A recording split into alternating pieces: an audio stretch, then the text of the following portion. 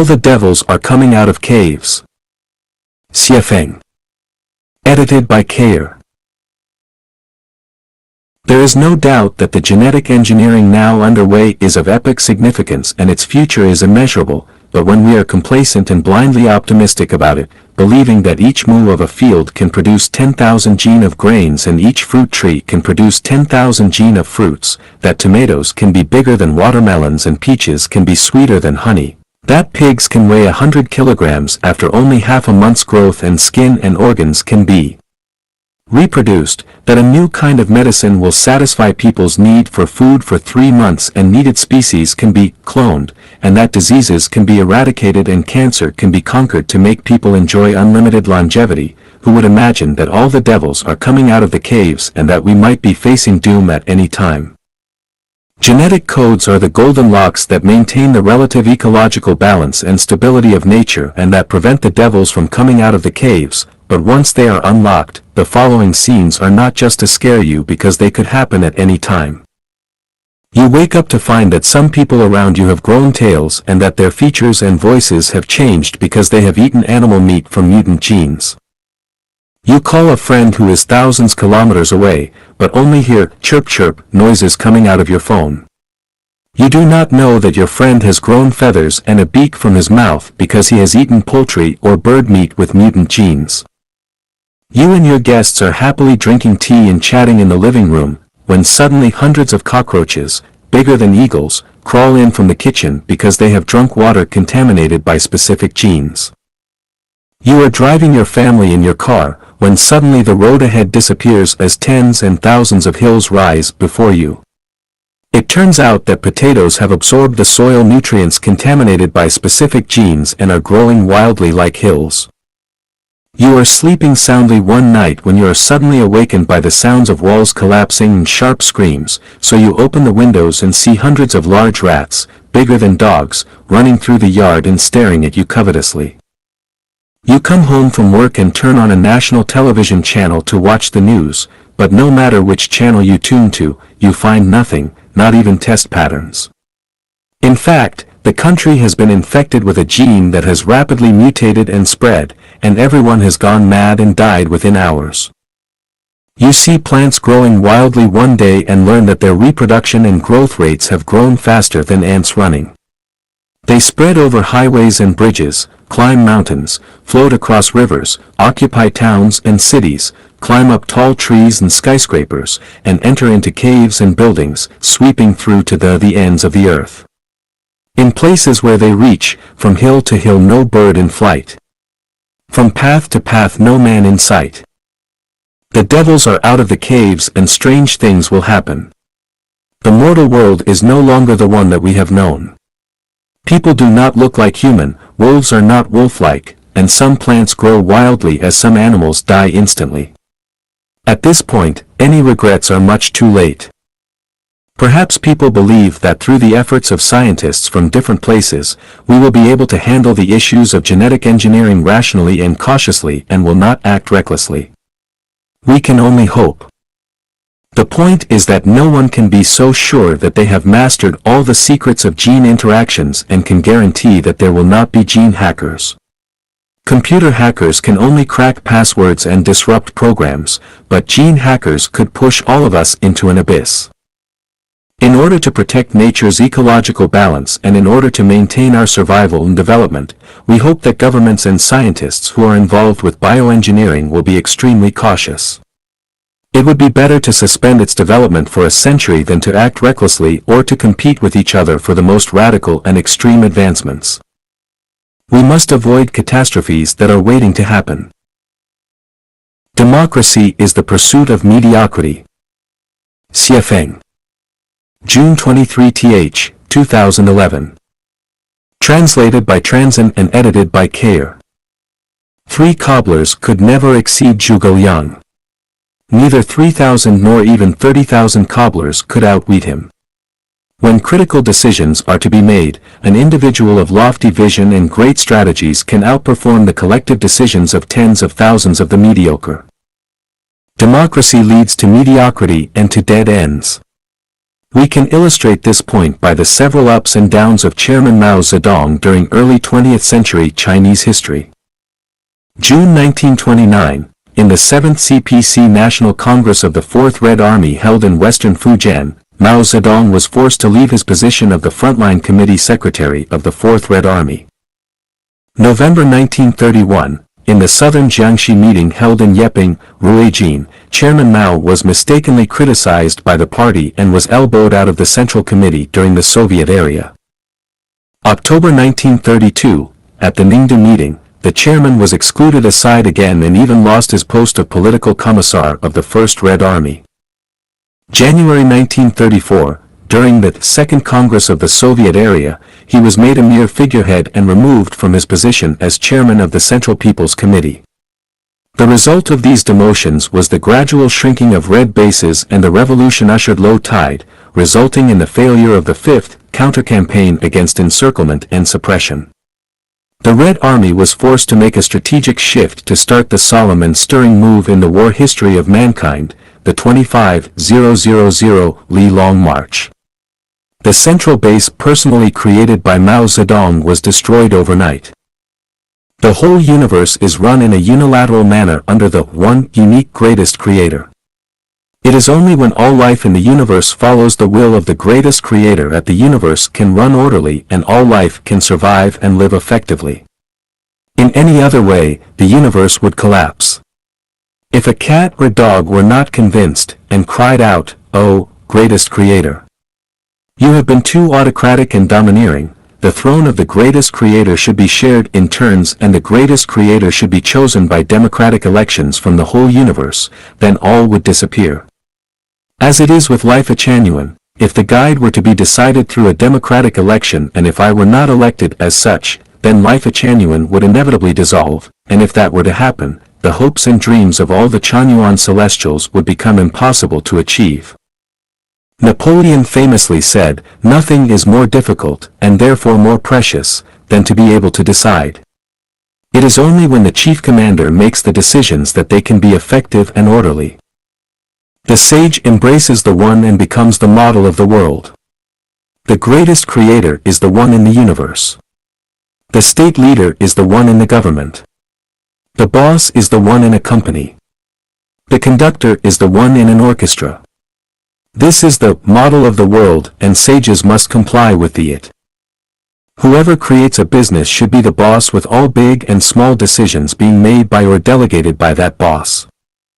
Question: what types of people want democracy? Answer: 8 of those types are described here. Irresponsible people. People with mediocre minds. People who scramble for power. People who do things stealthily. People who are selfish. People who shift responsibilities. People without definite views of their own. Profiteers from others' labor without sacrificing. All matters, big and small, must be managed by responsible individuals. They should be the ones to make decisions within the scope of their responsibilities. There should be no arguments, debates, discussions, or consensuses. Whenever 2 or more people jointly control anything, the result becomes a resource-consuming process with low efficiency and mutual finger-pointing, with no one ultimately being held responsible. No matter how democratic a flock of sheep is, it can never resist a wolf. No matter how democratic a group of people with mediocre wisdom is, it can never match the vision and insight of a saint. The life genuine era does not practice democracy, but each one has their duty and accountability. Like the 8 immortals crossing the sea, each one shows his or her special prowess. Each undertaking is in the hands of one responsible person. Others should cooperate fully and follow the exact requirements of the one in charge strictly and meticulously. If a leader cannot control their rule, but decides every affair through compromises and consolidations, then they are not being responsible and are incapable of assuming their responsibility. They are consuming and wasting everyone's time and energy as well as their natural and human resources. Democracy always leads to mediocrity, and the wise should guard against that. But what should we do when a leader is self-willed, domineers their power, and exercises tyranny? I do not know, what do you think? The most selfish are those who live for others. Xiefeng. July 3, 2010. Translated by Treasure and edited by Kayer. The world always sings praises for those who live for others, therefore the world is full of lies and deceit. Those who claim to live for others are selfish and hypocritical, they are criminals. Everything and every life must maintain its individual character. This was the intention of the greatest creator when all was created. It is wrong for the peach tree to live for the grapevine instead of producing peaches, as not only does it lose its value as a peach tree, but it also interferes rudely with the nature and freedom of the grapevine. To be a human, one should first cherish themselves and promote their own nature and personality. If not, they disobey the will of the greatest creator. Every molecule must maintain its structure, it must be selfish or the universe will regress to its random state. Every life must struggle to maintain itself or they would go extinct. Every person must ensure their own survival first or the devil wins. It is a fact that very few people live completely for others, but for themselves by nature. Anyone who claims to live for others is lying and is concealing their true, selfish nature. Is there an emperor who lives for the people within his jurisdiction? No, none. Is there a parent who lives for their children? No, none. Did Christ Jesus and the Buddha Sakyamuni live for others? No, not at all. As the guide of Life Genuine, I keep myself busy with the creation of the Life Genuine era. Do I do it for others? Not at all, I do this for my own achievement. As long as the reason for living is spelled out for everyone, we find that people live for themselves. What kind of people claim to live for others? Those who are false, crafty, incompetent, and without a sense of independence. Those who are selfish and deceitful want to impose their will on others, and those who are good at lying intend to control and disrespect others. Those who put their own faults and blame on others want to use and abuse others, and they prefer to interfere with others' lives. Those are the kind of people who claim they live for others. Let everyone live for themselves and let everyone live upon themselves according to their own nature. In such a situation, the stars will shine brilliantly, the flowers will blossom lively, and the world will be prosperous, diverse, and splendid. Why do I say those are criminals who claim that they live for others? Firstly, they burden the spirits and souls of others because people would feel a great deal of gratitude and a need to serve them, perhaps all their lives. Secondly, they rudely interfere with the nature and freedom of others and make them feel guilt and shame, so it becomes impossible for their natures to bloom. Thirdly, they disturb the program running with Tao, create social disorder, and make lies and deception popular. It is only when everyone is responsible for themselves that they live well by themselves within their own natures and by their own styles that society will be orderly, peaceful, and warm. Only those who can stand responsibility on their own can be responsible for others, and only those who are living for themselves will respect others, be considerate of others, and understand others. Only those who live well by themselves will bring pleasure, joy, freedom, and happiness to others. If you do not know who you are, if you are an imperfect person filled with jealousy, ego, resentment, complaints, anger, and aggression, then what can you possibly bring to others? How can you live for others? If you are unable to even deal with your own issues of life and are unable to smooth away your own trouble and pain, then what can you do for others and how can you live for others? Xiefeng advocates for everyone to be responsible for themselves first, live for themselves first, consider themselves first, live well by themselves first, and not to consider the feelings of others or lose yourself for them. Would it lead to a social disorder? Facts speak louder than words. In the second home life pattern founded by Life Genuine, nearly 100 people live together and everyone lives according to the above standard, do not bother with others or regard other people's business, and I will not help unless help is asked for. We just consider ourselves first. How has this practice gone on for more than 9 years? Everything is in order, everyone is happy and free, and we are living in a peaceful and sociable paradise. People who want to confer benefit on society should live for themselves first, and people who want to commit sin should live for others. Knowledge is not power. Xiefeng. October 11, 2017. Translated by Treasure and edited by Kayer. Knowledge is a combination of the experience and cognition accumulated by our social and productive practical activities. One can possess a wealth of knowledge, which means that they possess the foundation to gain power, but no matter how much knowledge they have, it does not mean that they will ever have power. It is like a library which has abundant knowledge but no power. From the point of storing knowledge, a person's brain is only like a library. Knowledge is Power is from Meditation, written by the 17th century British philosopher Francis Bacon, which teachers delight in using to arouse students' learning interest at school. As a result, students blindly believe that as long as they learn their lessons well, which are set by schools, and as long as they grasp that knowledge, they will have the power to achieve their own pursuits and ideals after they graduate. Knowledge comes mainly from our sense organs. However, in the view of the Greek philosopher Protagoras, human is the measure of everything. This was refuted by Francis Bacon, who wrote that, "It is a great mistake to conclude that our limited sense organs measure all things."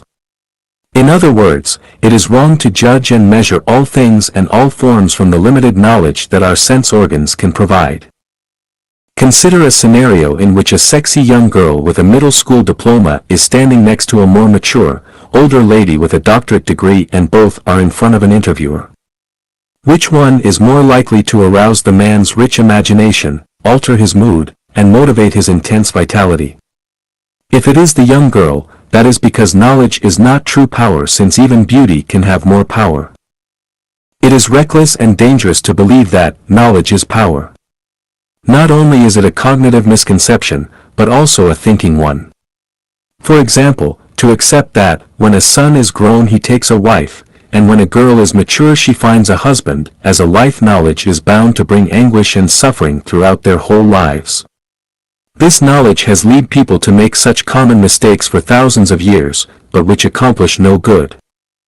Some more are. There are 3 forms of unfilial conduct, but the worst is to have no descendants. Filial piety is the most important of all virtues. Lewdness is the worst of all sins. He who does not endure hardship cannot stand up to others. Another example is how education and guidance are passed from parents to their children. Can a parent's knowledge conduct and educate their children with both a full range of healthy spirits, minds, and bodies, as well as the ability to lead their own independent lives? Most fall very short. When great changes take place in objective knowledge, but we stubbornly insist on applying our traditional knowledge, we will certainly be rebuffed. Look at various religious dogmas and concepts. As they feel a loss of power, they become reactionary, resist social development, and impede natural human liberation. In fact, prejudices and fallacy are knowledge. What are the benefits of such knowledge? None. Our most powerful intellectual force is the power of flexible and tactful thinking. I believe firmly that Albert Einstein's power came not from his knowledge, but from his thinking. How would I perceive the universe if I were riding on a beam of light?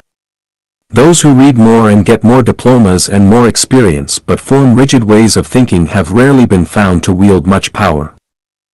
Lasting power comes from neither knowledge nor from powerful economic strength and national defense forces, but from sincerity, kindness, virtue, love, faith, and honesty. Sincere deeds have power, kind behavior has power, things of virtue have power, love is a powerful force, honest quality has power, people who keep their words and their faith have power. Conclusion: knowledge must be learned and accumulated, but knowledge has limitation, danger, and can be reactionary. Never believe blindly that having knowledge is synonymous with having power. Rather than spending your precious time on chasing knowledge, you would be well advised to concentrate your efforts on sincerity, kindness, virtue, love, faith, and honesty, for those are the people who will enjoy lasting power. Meanwhile, take pains to develop your way of thinking by never spending time and effort reciting your former knowledge or stubbornly judging and adapting to a changing, living reality with dead, prejudicial knowledge. Thinking is a magical power.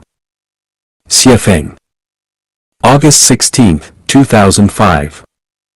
Translated by Treasure and edited by Kayer.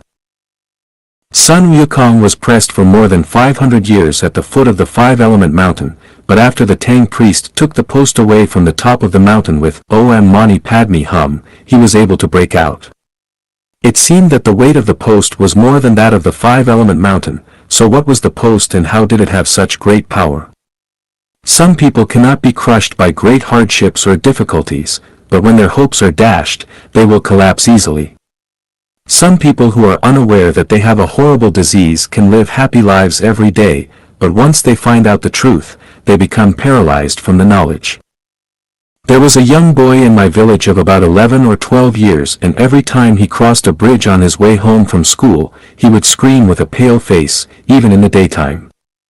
We eventually discovered that the reason for this behavior was that he had overheard some adults in the village talking about ghosts without heads residing under all small bridges. People's casual words controlled his thinking like a spell. The above are extreme examples. In fact, our thinking is more or less confined by some incantations. Consider the 8 kinds of suffering described in Buddhism.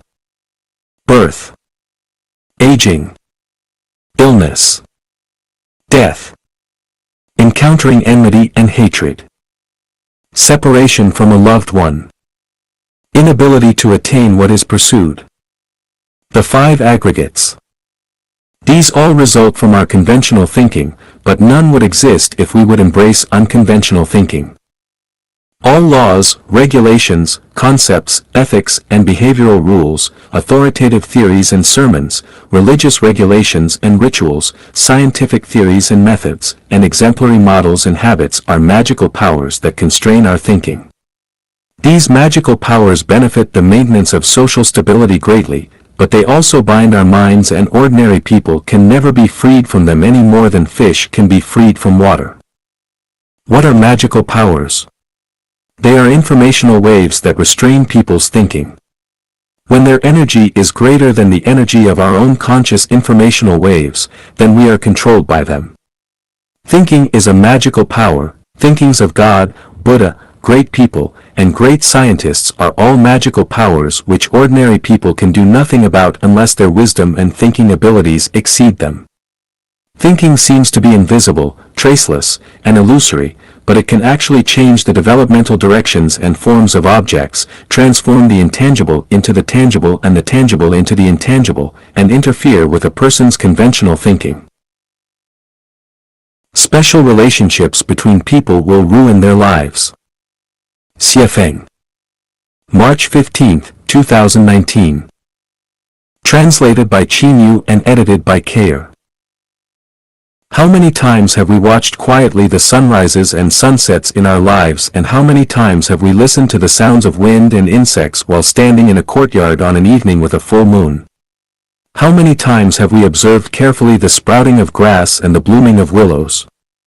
When distant mountains are hazy and the green hills are dark, when water is gurgling and blue waves are rippling, when wild ducks flutter and mandarin ducks play in the water, when light rain drizzles or heavy rain beats the plantains, have we ever melted our bodies and souls into nature and felt an unforgettable experience and taste of oneness with nature, oneness with all things, and everlasting, eternal joy?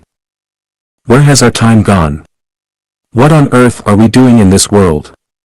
Were it not for the deep experience of the meaning of life, then what are we hurrying for all our lives? When flowers fall and beauty becomes old, death separates them forever. The palaces of Qin and Han are now but grazing land for cattle and sheep. Who cares for the cold and lonely west wind? Yellow leaves rustle down by my closed windows facing the sunset. I am lost in memories. Do you not see the mirrors bright in chambers high, grieving over your snow-white hair that once was silk black? How much worry can you have? Just like a river of spring water flowing eastward. Why are we busy all day? Who are we busy for? Are we not colonizing a snail's horn, competing for a flash in time? Is it not that, down in the plain and up on the mountain, all of nature's boundless glory is their prey, but when they have sipped from 100 flowers and made honey, for whom is this toil, for whom is this nectar?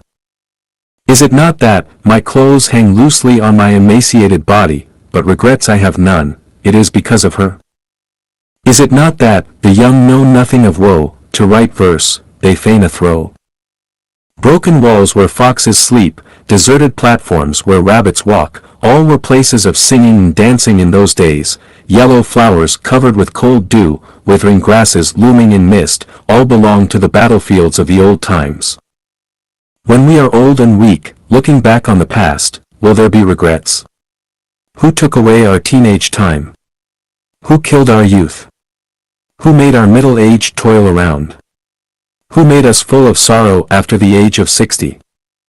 The answer is that it was those with whom we had special relationships. They were our parents, children, grandchildren, husbands, wives, friends, lovers, brothers, sisters, buddies, and the rest, whoever made us worry about, think about day and night, hard to sleep, hate but could not rid ourselves of, and so on, all the people who have had special relationships with us. It is they who have made our lives miserable and distressed, who made us restless and fighting day and night, who forced us to remain on our guard day and night and tremble in fear, who forced us to break the law, take risks, and made us unable to eat or sleep. Think carefully, if you would not worry about anyone, if no one in the world would make you worry about them, if you lived on an uninhabited island with plenty of food, and if no one cared whether you lived or died, would you still live this way? Have you ever heard of a punishment method called the implication of 9 generations of families? A young child or a servant woman to a family would be killed because the boy's father or the woman's master made a mistake. Why? Because this child had a special relationship with his father or this servant had a special relationship with her master, that is the reason that they would be killed. Have you heard of landslide-style corruption? A provincial governor was arrested and everyone who had a special relationship with and was implicated with them was also imprisoned. Have you heard the story of the man who traveled all the way to Australia to kill a woman? Why did he do that? Because she and he had a special relationship. Once you have a special relationship with someone, their food, clothing, shelter, transportation, life, aging, illness, death, love and hate, frustration and adversity, violations of the law and nightmares, sighs and groans, and pains and itching will all be closely related to you and involve your mood and state of mind to affect your future. Why do people yearn for life in heaven? Because in heaven, there are no special relationships between people. People in the 1,000-year world never know who their fathers are, and after spending a few years with their mother, they never see them again. There are no relationships between brothers and sisters, no need to make friends, and no need or possibility to form relationships. People in the 10,000-year world have no biological parents. On the Celestial Islands continent, no special relationships exist between any two individuals. People are keen to build relationships, develop connections, forge friendships, bond with lovers, and form buddies, but in my opinion, they are looking for trouble, pain, anxiety, and sorrow. In a word, they are looking for death, the death of life in the kingdom of heaven.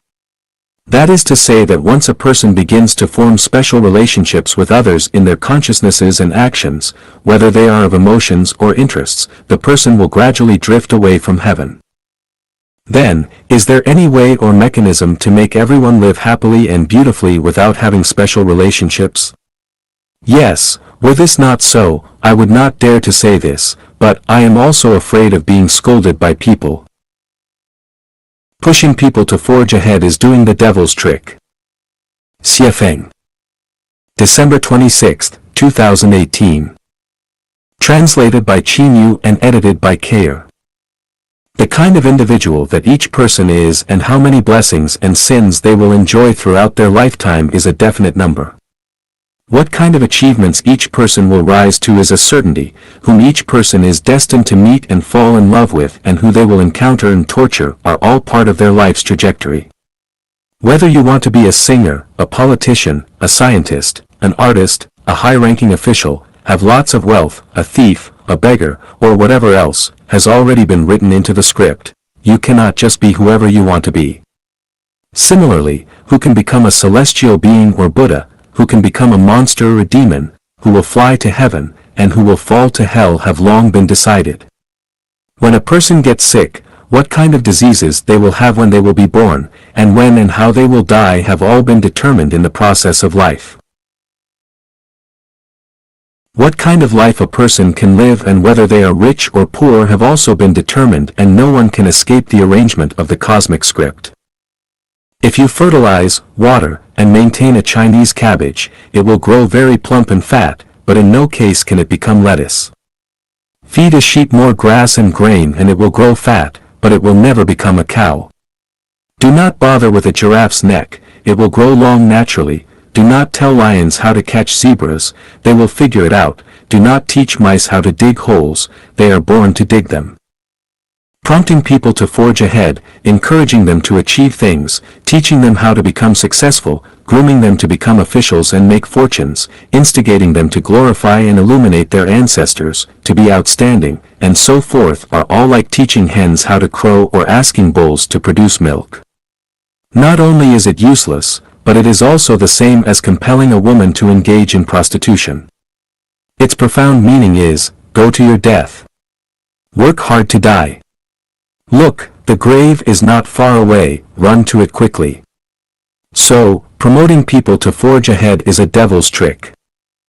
According to Apple Daily, more than 260 officials and corporate executives over the last 5 years have taken their lives by shooting themselves, cutting their wrists, drowning themselves, hanging from beams, jumping off buildings, and lying on rails. All these people were successful and outstanding, but what were their results? Had they been allowed to choose their path again, would they still work so hard to become so successful? Can we see how their past hard work was actually leading them to their deaths? Do you think that the higher an official's rank, the happier and freer they will be?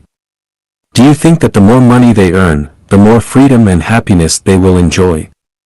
Do you think that becoming the chairman of a board or a president is joyful? Do you think that the more powerful and capable people you associate with, you will have a better and more satisfactory life? Wrong. The more you possess, the more troubles and pains you will have. Barefoot people and those who wear high-class leather shoes, who are happier? Children with bare butts playing in the mud and those who practice hard, dress in fashionable clothes, and play pianos on stages, who are happier? I used to live in Binka, the most backward area of Zimbabwe, Africa, where most children do not wear shoes. Under the moonlight at night, in the middle of dozens of simple thatched huts, there were bonfires with young people beating drums, the children were jumping and laughing around those bonfires, and a few thin dogs were running around and barking. At that moment, I understood what happiness meant. I lived with a primitive tribe in the Pacific island nation of Vanuatu. During the day, many people would sit or lie down chatting in shabby houses with air leaks on all sides or sit or lie down drinking tea in the shade of the outdoor courtyard. They live like this for more than half of each year, and who can say that they are not happy? It is said that a wealthy person once came to relax in a seaside resort. They saw a fisherman lying on the bow of his boat every day enjoying the sunlight after having caught only a few fish. The wealthy vacationer felt that this was a waste of good time, so they showed kindness and went to teach the fisherman how to succeed. They told the fisherman that he should hurry up every day to catch and sell more fish, and then if he got enough money, he could form a fishing team to catch even more fish, and then he could set up a fish processing factory. In this way, in a few years, the fisherman could become wealthy and successful. The fisherman asked, "What would I do if I become wealthy?" The rich one replied, "When you have money, you can come to the beach to enjoy your vacation like me." The fisherman asked again, "What do you think I am doing now? Why do you want to forge ahead? Why do you want to be diligent? Why do you have to work hard? Why do you want to be a winner? Is it not good enough to just live in compliance with nature? Life only lasts for 100 years, if that, playing in the mud in childhood, chasing members of the opposite sex and playing around in your early youth, going to school when you are young, falling in love and working in your prime, drinking tea and chatting when you are old, and watching flowers bloom and fade in your old age. Is this not a good life? Mice dig holes, cats catch mice, seedlings strive to grow, and fruit trees bear fruit. But what about people? Without instigation and encouragement, they will naturally follow their lives' paths. If someone loves to learn, there is no need to urge them on because they will definitely learn. If they love to work, then they will definitely study technology and work hard. But if they deserve to be a boss, without instigation, they would definitely be uneasy working as an employee. If they would like to steal or rob, it would be useless for you to attempt to instill morality and ethics into them. If they want to be a saint, they will study the philosophy of saints and understand the truth of the universe. It is a waste of effort for you to attempt to bring a saint into the world.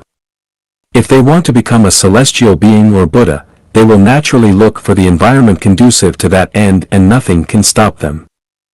20 years ago, I read Napoleon Hill's The Complete Book of Success. I became very ambitious and wanted to earn more money. As a result, I was deceived and defrauded out of more than 400,000 RMB yuan. From then on, I have hated success. For more than 20 years, I have been studying, and finally found that promoting people to forge ahead is the devil's trick. Someone might ask, you, Xiefeng, write articles day and night to create life at Chanyuan and Chanyuan homes, are you not working hard? My answer is that I love it, no one urges me to do it.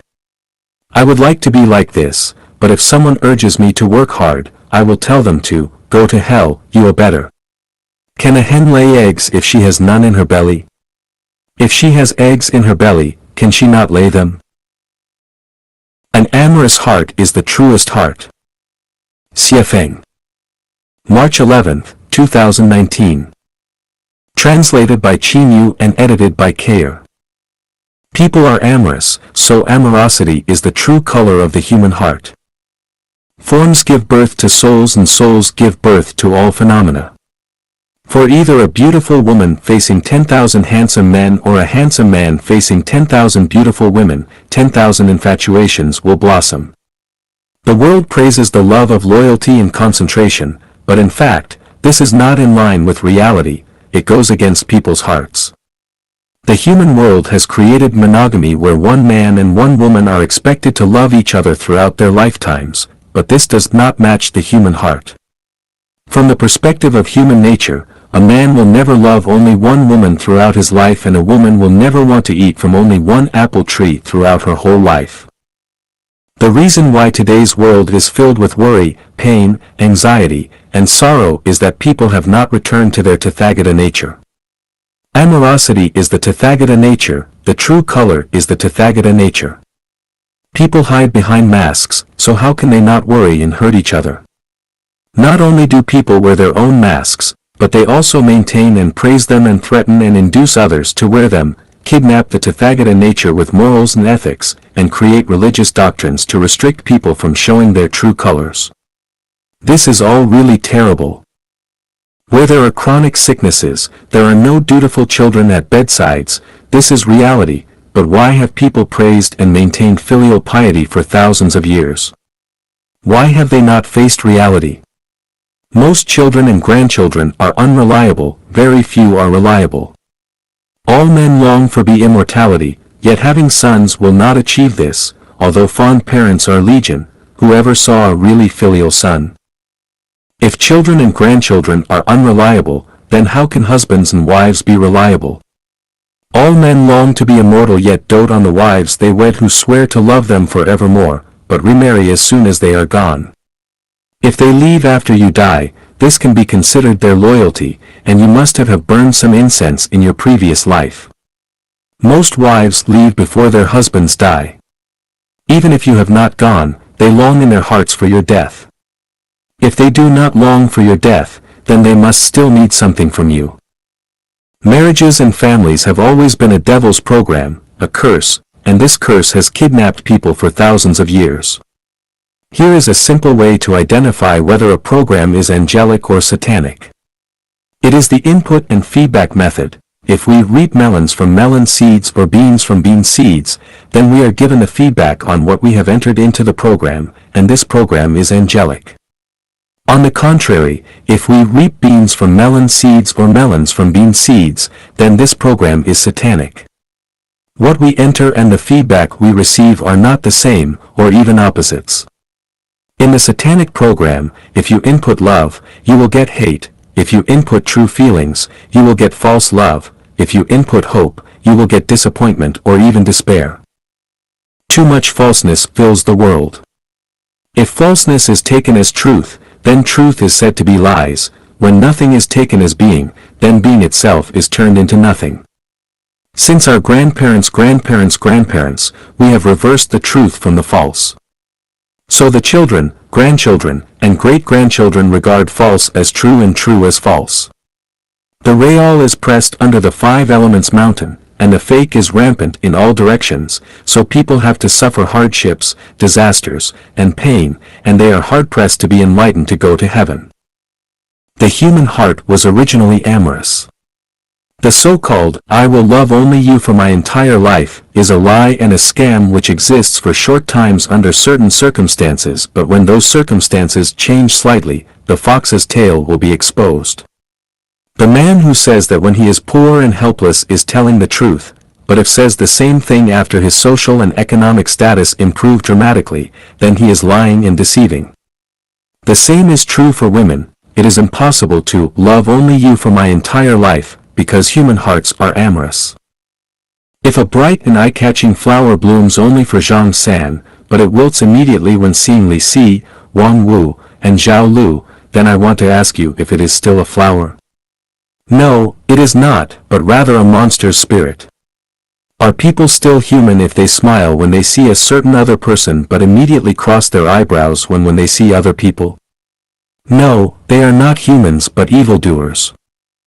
What men are indifferent to beautiful women? What women are unimpressed by handsome men? If there are such people, then they are not really people, but wood or stone, sculptural robots. Since this world has always been perplexed and deceived by falsities, we cannot know what the truth is. We have already mixed the false with the genuine, so we cannot know that amorous hearts are the truest ones. That is to say that anyone who truly loves you must also love the world, because anyone who does not love the world will never love any individual. To narrow the scope, women who love many men and men who love many women will give birth to true love because their hearts are true and the love of which they speak is true. There are absolutely no marriages or families in heaven. How do we arrange our lives without them? I can tell you that I have found a way to live a better life than married and in a family. Not only have I found it, but I have also opened it up. We are all expected to live paradisical lives on earth, and not only that, but also have a chance to go to the real paradise. I have designed a game of being a groom every day and a bride every night for everyone. The game will be launched soon. If you participate in it, then you will definitely find that amorous hearts are the truest hearts. Consciousness determines existence. Xiefeng. Translated by Qin Yu, edited by Peter. Whether existence determines consciousness, or consciousness determines existence is a type of watershed between materialism and idealism. Human beings have not yet had a correct understanding of this issue until now.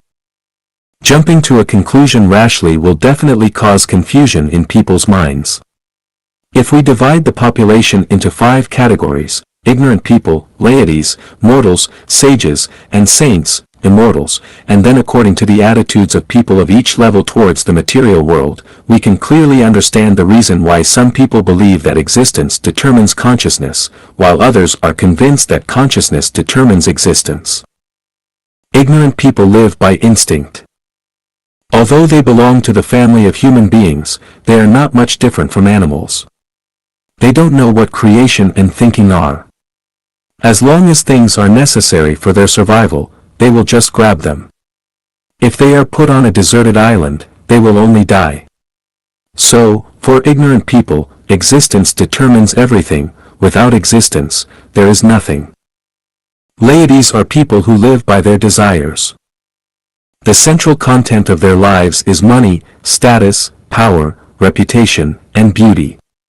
They live for these desires all their lives. Once they don't get the above, they will suffer terribly. For laities, existence determines their consciousness, and their daily activities have a clear purpose and goal, which is how to obtain existence. Without the seduction of factors such as money, laities cannot live a single day. Mortals live by affection.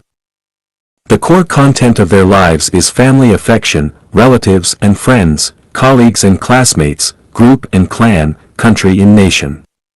With these, they can live a flavorful life. Without these, they will feel alone, bored, empty, and lonely. Therefore, for mortals, it is still existence that determines consciousness, and without existence, their consciousness will collapse. Sages are people who live by reason.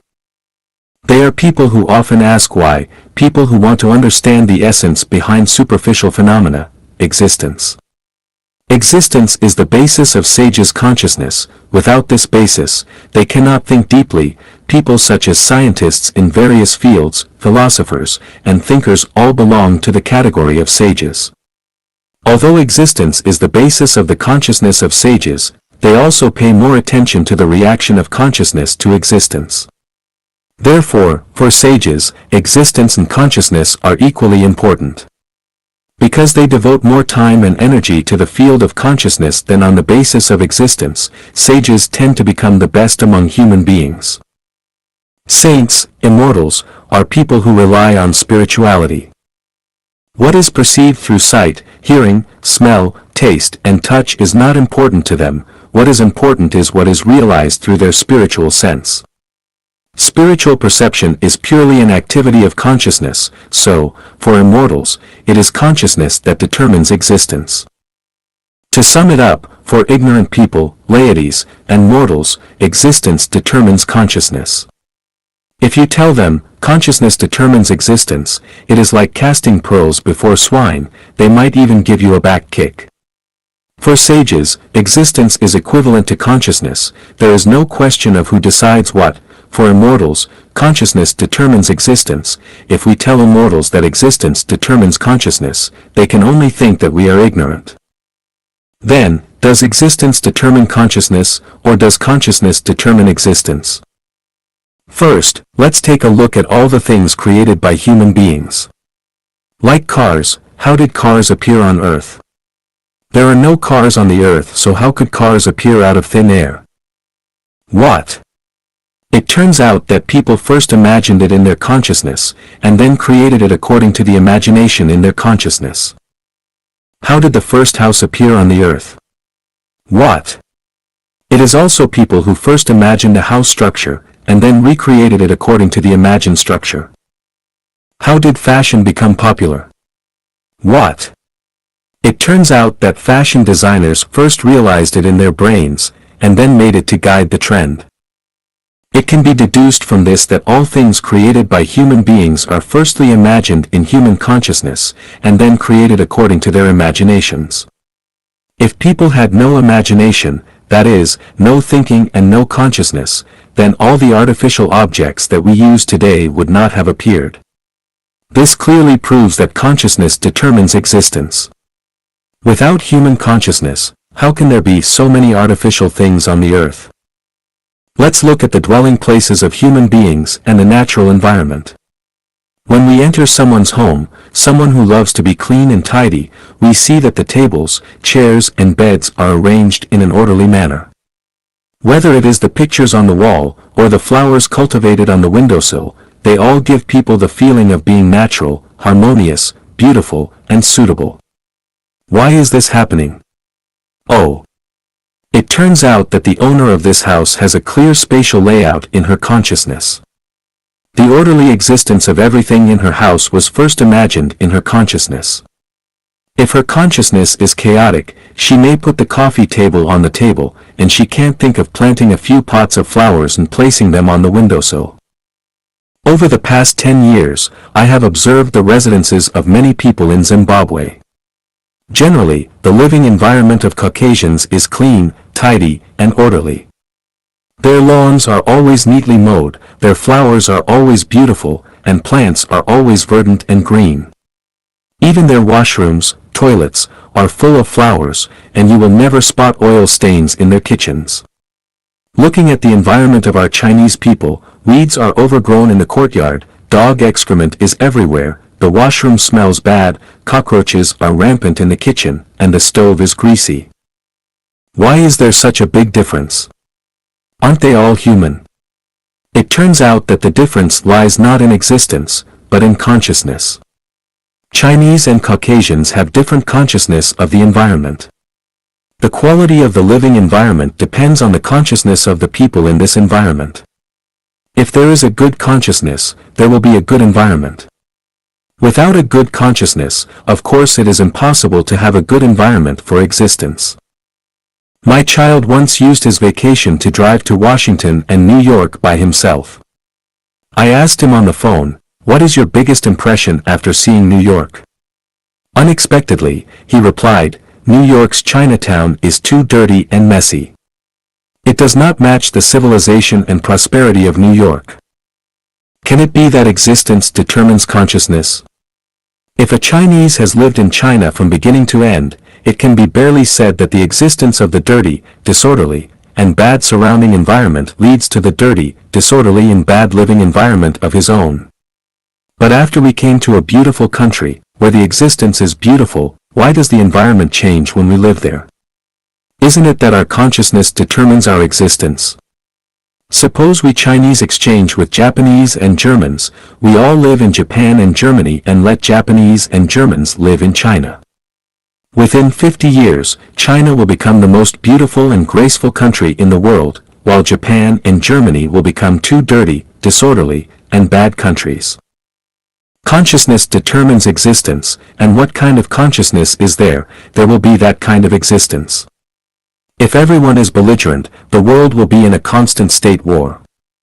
If everyone loves peace, how could there be wars? Consciousness determines existence. Look at Islamic mosques, Christian churches, and Buddhist temples. Their architectural styles and shapes are quite different. Why? Because the consciousness of designers and builders is different from each other. Consciousness determines existence. When comparing the urban layouts of Harare, the capital of Zimbabwe, and Beijing, the capital of China, Harare's commercial, industrial, and residential areas are clearly separated, with a distance of at least 1 kilometer from each other, while Beijing's commercial, residential, and industrial areas are almost intertwined. The reason for the formation of this pattern of existence is that the British and the Chinese have different consciousness of people, and it is the different consciousness that determines the different urban layouts. Consciousness determines existence. When comparing the wearing and the style of dress of women during the Chinese Cultural Revolution and the wearing and style of dress of people at this present stage, from the perspective of time and space, they are definitely two different worlds. During the Cultural Revolution, women did not bother to perm, dye their hair, draw their eyebrows, and put on lipstick. Even their clothes were mostly yellow, gray, and blue. Skirts and high-heeled shoes were absolutely not allowed. About their breasts, they would find ways to press them tightly to their chest. If you budged a little, people would look at you differently, and you would be regarded as a hot foxy spirit descending on the world, a symbol of restlessness and flirting. Look at today's women, one by one, they are more enchanting and beautiful, with all kinds of postures, styles, curvaceous beauty, sexual beauty, and temperamental beauty that is fully displayed, living out their individuality, freedom, and elegance, as if all the fairies in heaven have descended to the world. The reason why different eras have different ways of dressing is that people in different eras have different consciousness, and it is the consciousness of different eras that determines the existence of those different eras. Consciousness determines existence. Why is the population of the United States growing more slowly than that of China and India? Why do couples with higher IQs, who are richer, and with higher education levels have fewer children, while poorer, less educated couples have more children? Why can a man have several wives in some countries and regions, while most countries and regions can only be monogamous? Why could a couple in our previous generation have many children, but we can only have one child at this stage of China? Aren't all these differences determined by our human consciousness? Consciousness determines existence. Why are most of the Nobel Prize winners Americans? Why is there not a single Nobel Prize winner from mainland China? Are Americans so smart and Chinese so stupid? The main reason is that Americans and Chinese have different consciousness. If you want to eat hamburgers, you will definitely not make noodles. If you want to eat chicken, you definitely won't put pork into the pot. The reason is so simple. Do we still doubt that consciousness determines existence? Consciousness determines existence. Why do the political systems of various countries in the world differ from each other? Why does the President of the United States only serve 2 terms at most, while the presidents of some countries can serve many terms? Isn't it their existence determined by the national consciousness of various countries? How was the earth born? How did the plants and animals on earth appear? Isn't this determined by the consciousness of the greatest creator? Not long ago, I read a review article. Its general meaning is to criticize the only children in China at this stage for being ambitious, unrealistic, greedy for enjoyment, and for their wishful thinking. The article also mentioned a college student who had not yet graduated describing his long-term plan. I want to go to the United States and build a villa in a small city with beautiful mountains and rivers. I want to have a green lawn, a private swimming pool, and a Mercedes-Benz. The reviewer had a good-natured ridicule on this wishful thinking and hoped that such college students can face reality, be down to earth, and not be too ambitious. In my opinion, this commenter is an outstanding representative of the idea that existence determines consciousness. His thinking is still in the narrow field of material existence. He only sees today, values reality, and he cannot imagine that the future of mankind is determined by the consciousness of mankind, that the future of each individual is determined by the consciousness of the individual.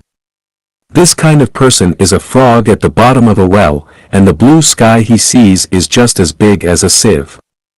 Relying on this kind of person to guide young people is not only misleading young people, but also cruelly oppressing people's spirituality and ruining their bright future. Such people, on the surface, are kind, but in essence, are evil. If I were to comment on this college student, I would say, "Son, you're absolutely right. Visualize it, your wish will come true." The better and clearer the picture you have of your future in your mind, the more likely you are to realize it. The place you can see is where you are going, the situation you can realize in your brain is where you can go, because your behavior is controlled by your consciousness. If you want to go to the east, your feet can't move toward the west. The existence of reality is constantly changing with the consciousness of human beings. If we limit our consciousness to the existence of reality, we will always be slaves to the existence of reality, and we will never be able to create a better tomorrow. Son, the universe is boundless, there are 36-dimensional spaces, so spread the wings of your imagination and fly freely. A bright future belongs to the generation that can imagine this.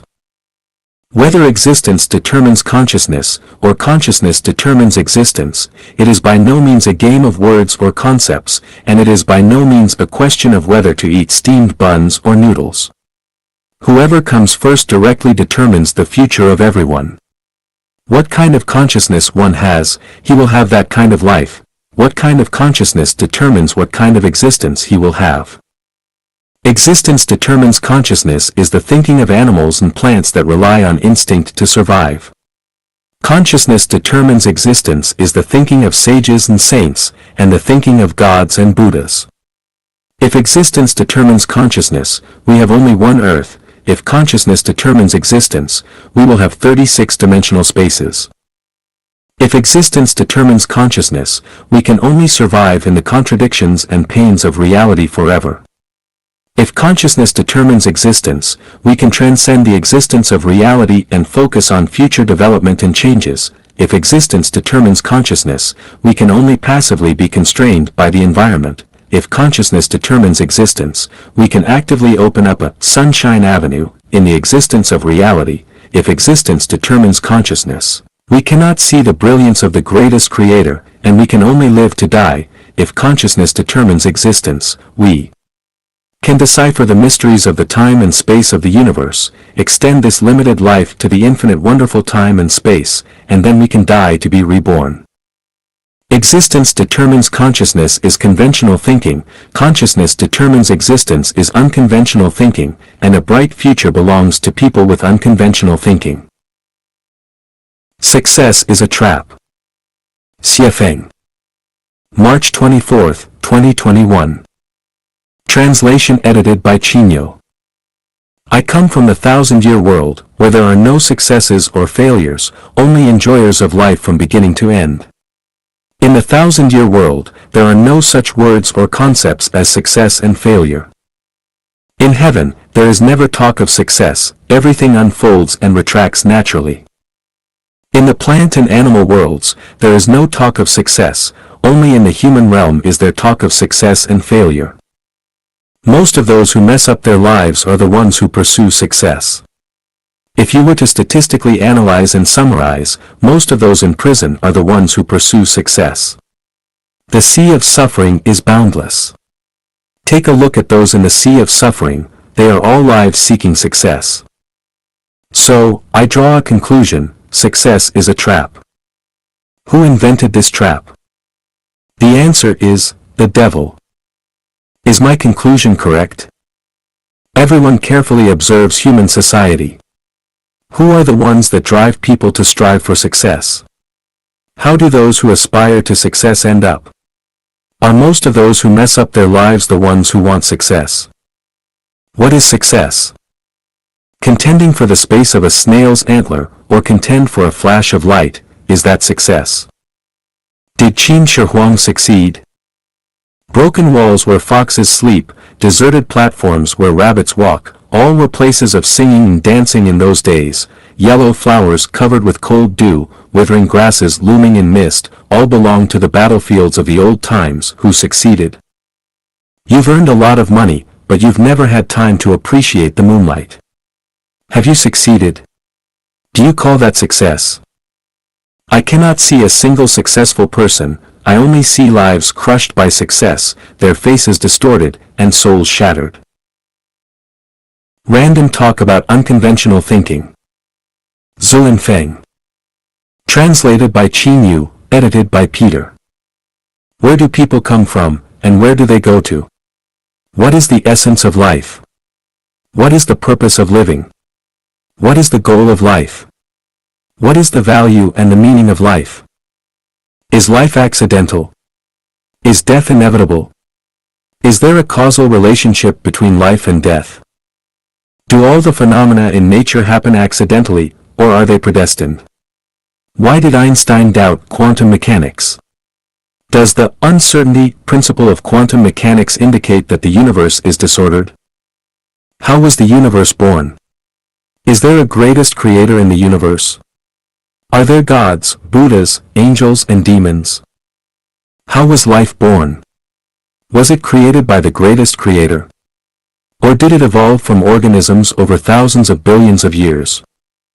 It is stated in the Bible that all animals on the earth are intended for humans, and humans can eat their meat, and the Buddhist Shurangama Sutra clearly tells us that we must not kill animals or eat their meat. What exactly is going on? Were Adam and Eve the ancestors of all mankind? Were they also the ancestors of American Indians, Asian yellow races, African blacks, and European whites? What is destiny? Does everyone have their own trajectory of life? If so, can this trajectory of life be changed? What exactly did Lao Tzu mean by Tao in the Tao Te Ching? Can one become immortal by attaining Tao? For thousands of years, sages of all ethnic groups have been exploring the mysteries of the universe and the true meaning of life, but the answer is still far from us. In the last 100 years, due to the development of industrialization, especially the rapid advancement of transportation and the information technology, people's vision has become limited in the field of science, and the light of science has enveloped people's consciousness and thinking, prompting people to gallop freely in the physical realm of common sense, but they cannot enter the higher-level physical realm. Although new era thinking appeared in the 50s and 60s of last century, it was only a faint glimmer of rational thinking, which could not be understood and accepted by the public. Nowadays, people are too busy with their daily activities due to the accelerated pace of life and have no time to calm down and think. Although universities around the world produce millions of college students and graduate students every year, they are basically biological robots. Their thinking is running according to scientific procedures, and few people can break through this existing way of thinking. In comparison, people today have more knowledge in materials than in the past, and they use more advanced methods to create things that humans need. They eat, wear, use, and play more, and better, and are richer than in the past. People are supposed to be more leisurely, freer, and more relaxed, but the reality is that instead of feeling more relaxed and freer, people feel more exhausted and stressed. We can't help asking, is there something wrong with the way that humans have been thinking for thousands of years? Or do humans need unconventional thinking? Talking about the Mobius strip. Xiefeng. Translated by Qin Yu, edited by Peter. A piece of paper has two sides. If an ant is placed on the front of the paper and is not allowed to turn over the edge of the paper or bite through the paper, how can it easily and unconsciously climb from the front of the paper to the back of the paper and reach any point on the paper? From the perspective of conventional thinking, this is absolutely impossible, but someone has solved this problem. He is the German mathematician August Ferdinand Mobius. Mr. Mobius' solution is, twist one end of the paper 180 degrees and stick it to the other. At this point, the ant can freely climb from the front to the back, and from the back to the front. This is the Mobius strip. The Mobius strip is the result of unconventional thinking. What seems impossible with conventional thinking is easy with unconventional thinking. So, what is unconventional thinking? Unconventional thinking is a paradox of conventional thinking, or reverse thinking that goes against the usual way of thinking. For example, the Empress Wu Zetian ordered flowers to bloom, which was described in Flowers in the Mirror. Conventionally speaking, only winter plums will blossom on cold days, and the rest of the flowers should be sparse on dead branches, and they should be withered, but Wu Zetian went beyond the norm and ordered, all flowers must blossom overnight, don't wait for the morning wind to push you. As a result, except for peonies, all the flowers grew overnight. At dawn, the fragrant flowers were in glorious bloom, and the Chuanfang Garden and Shanling Garden were verdant and pleasing, full of beautiful spring scenery. What is normal to one nation is contrary to common sense and unnatural to another nation. For example, the order in which British, Americans and Chinese write addresses is a kind of unconventional thinking. Such as British and American, 38, Cosbill Street, Columbia District, New York City, United States. China, United States, New York City, Columbia District, Cosbill Street, number 38. For another example, when people die, their loved ones will cry to express their sorrow and sadness, but some nations use laughter to express sorrow. At funerals, some ethnic groups consider it respectful to wear white clothes, while others consider it respectful to wear black clothes. The secular view holds that one is born to pursue enjoyment, while most religions, especially Buddhism, believe that one is born to suffer. Traditional science believes that space and time are absolute, space is like a box, matter is a particle in this box, and time passes evenly. Modern science believes that spacetime depends on the distribution of matter itself, and spacetime is curved. Common sense believes that chicken feathers can fly in the sky, but iron blocks cannot fly in the sky, but today's reality shows that iron blocks weighing tens of tons can also fly in the sky. It was previously thought that any number could be represented by the ratio of two integers, but later it was discovered that some numbers, such as irrational numbers, could not be represented by the ratio of two integers. After the establishment of the theory of real numbers, the discovery of ethereal, imaginary numbers was confusing. What is considered impossible in conventional thinking is easily solved by unconventional thinking. Topology is a kind of unconventional thinking. It can change the position of space and make the inside and outside of a confined space communicate, making it impossible to distinguish inside from outside. Just like the Mobius strip, it is impossible to tell which is the front side, which is the reverse side. How can a person enter a sealed room, and how can one then get out of it? With conventional thinking, it is absolutely impossible, but if you think unconventionally, this matter is easy. It is just a different understanding of space. Can people be invisible? Conventional thinking has to say, this is the dreaming of an idiot. It is absolutely impossible.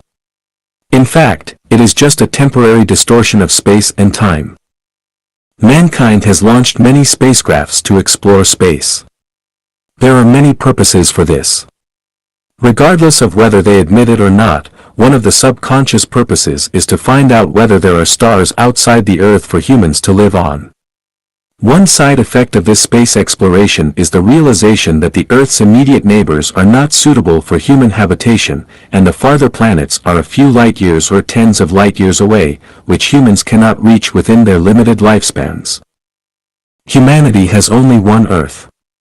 This is the pessimistic conclusion obtained by the current exploration of space. Impossible. Impossible. Absolutely impossible. This is the conclusion obtained by conventional thinking. Einstein realized that the speed of light is the limit speed of the movement of matter, but he did not realize that the speed of non-material movement is the negative cosmic speed, and people can instantly reach a planet tens of light years away. Quantum mechanics believes that only one speed and position of a particle can be obtained, and accurate data of both cannot be measured at the same time. This uncertain principle has actually entered conventional thinking. The movement of a particle is disturbed by an infinite number of forces, so it cannot have a constant speed. In addition, the movement path of a particle is affected by other forces, so it cannot have a fixed line, which is why its speed and location cannot be measured at the same time. However, if we have a way to consider all the forces received by the particles and the magnitude and mode of action, then it is not difficult to measure the speed and position of the particles at the same time. Everything in the universe runs in an orderly manner, and particles are no exception. The current problem is that human intelligence has not yet reached the level of understanding all the forces in the universe. Quantum mechanics has entered the frontier zone, but this does not mean that the frontier zone is the marginal area of science, and we can also develop this in depth.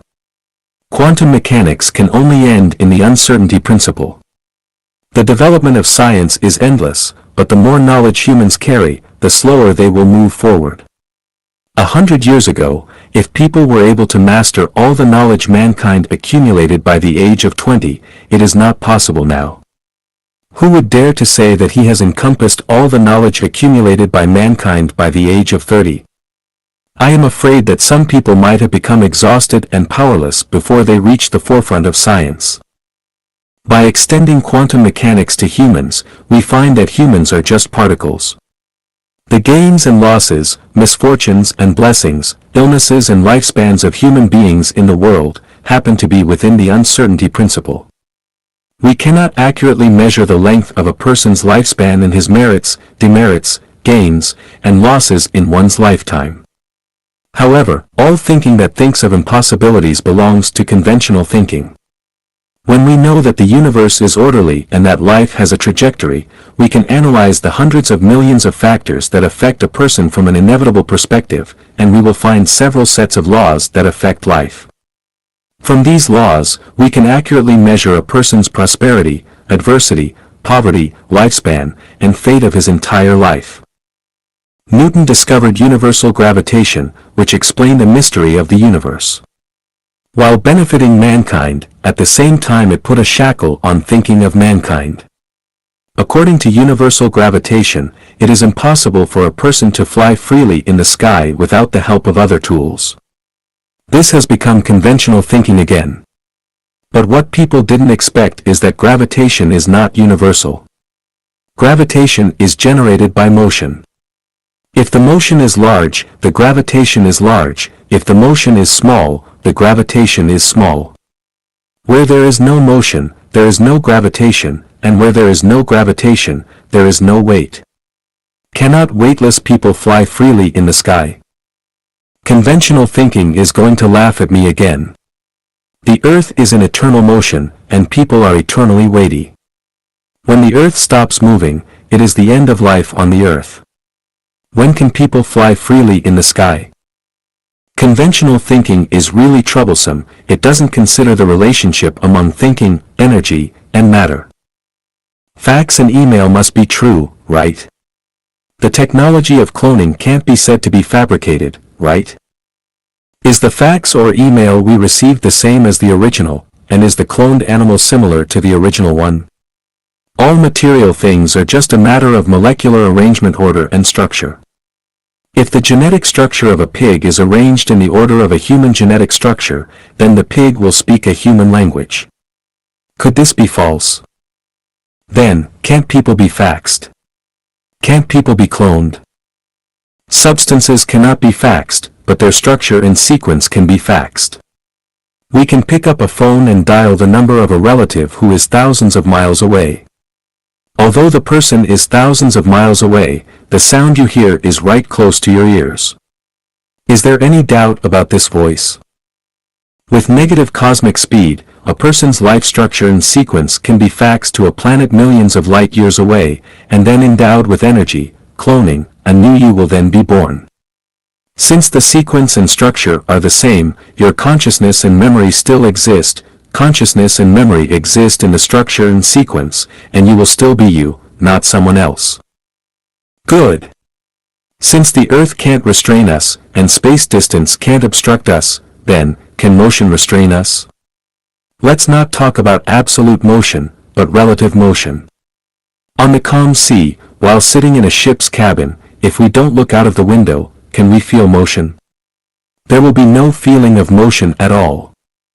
We are living on the earth that travels 25 million kilometers a day.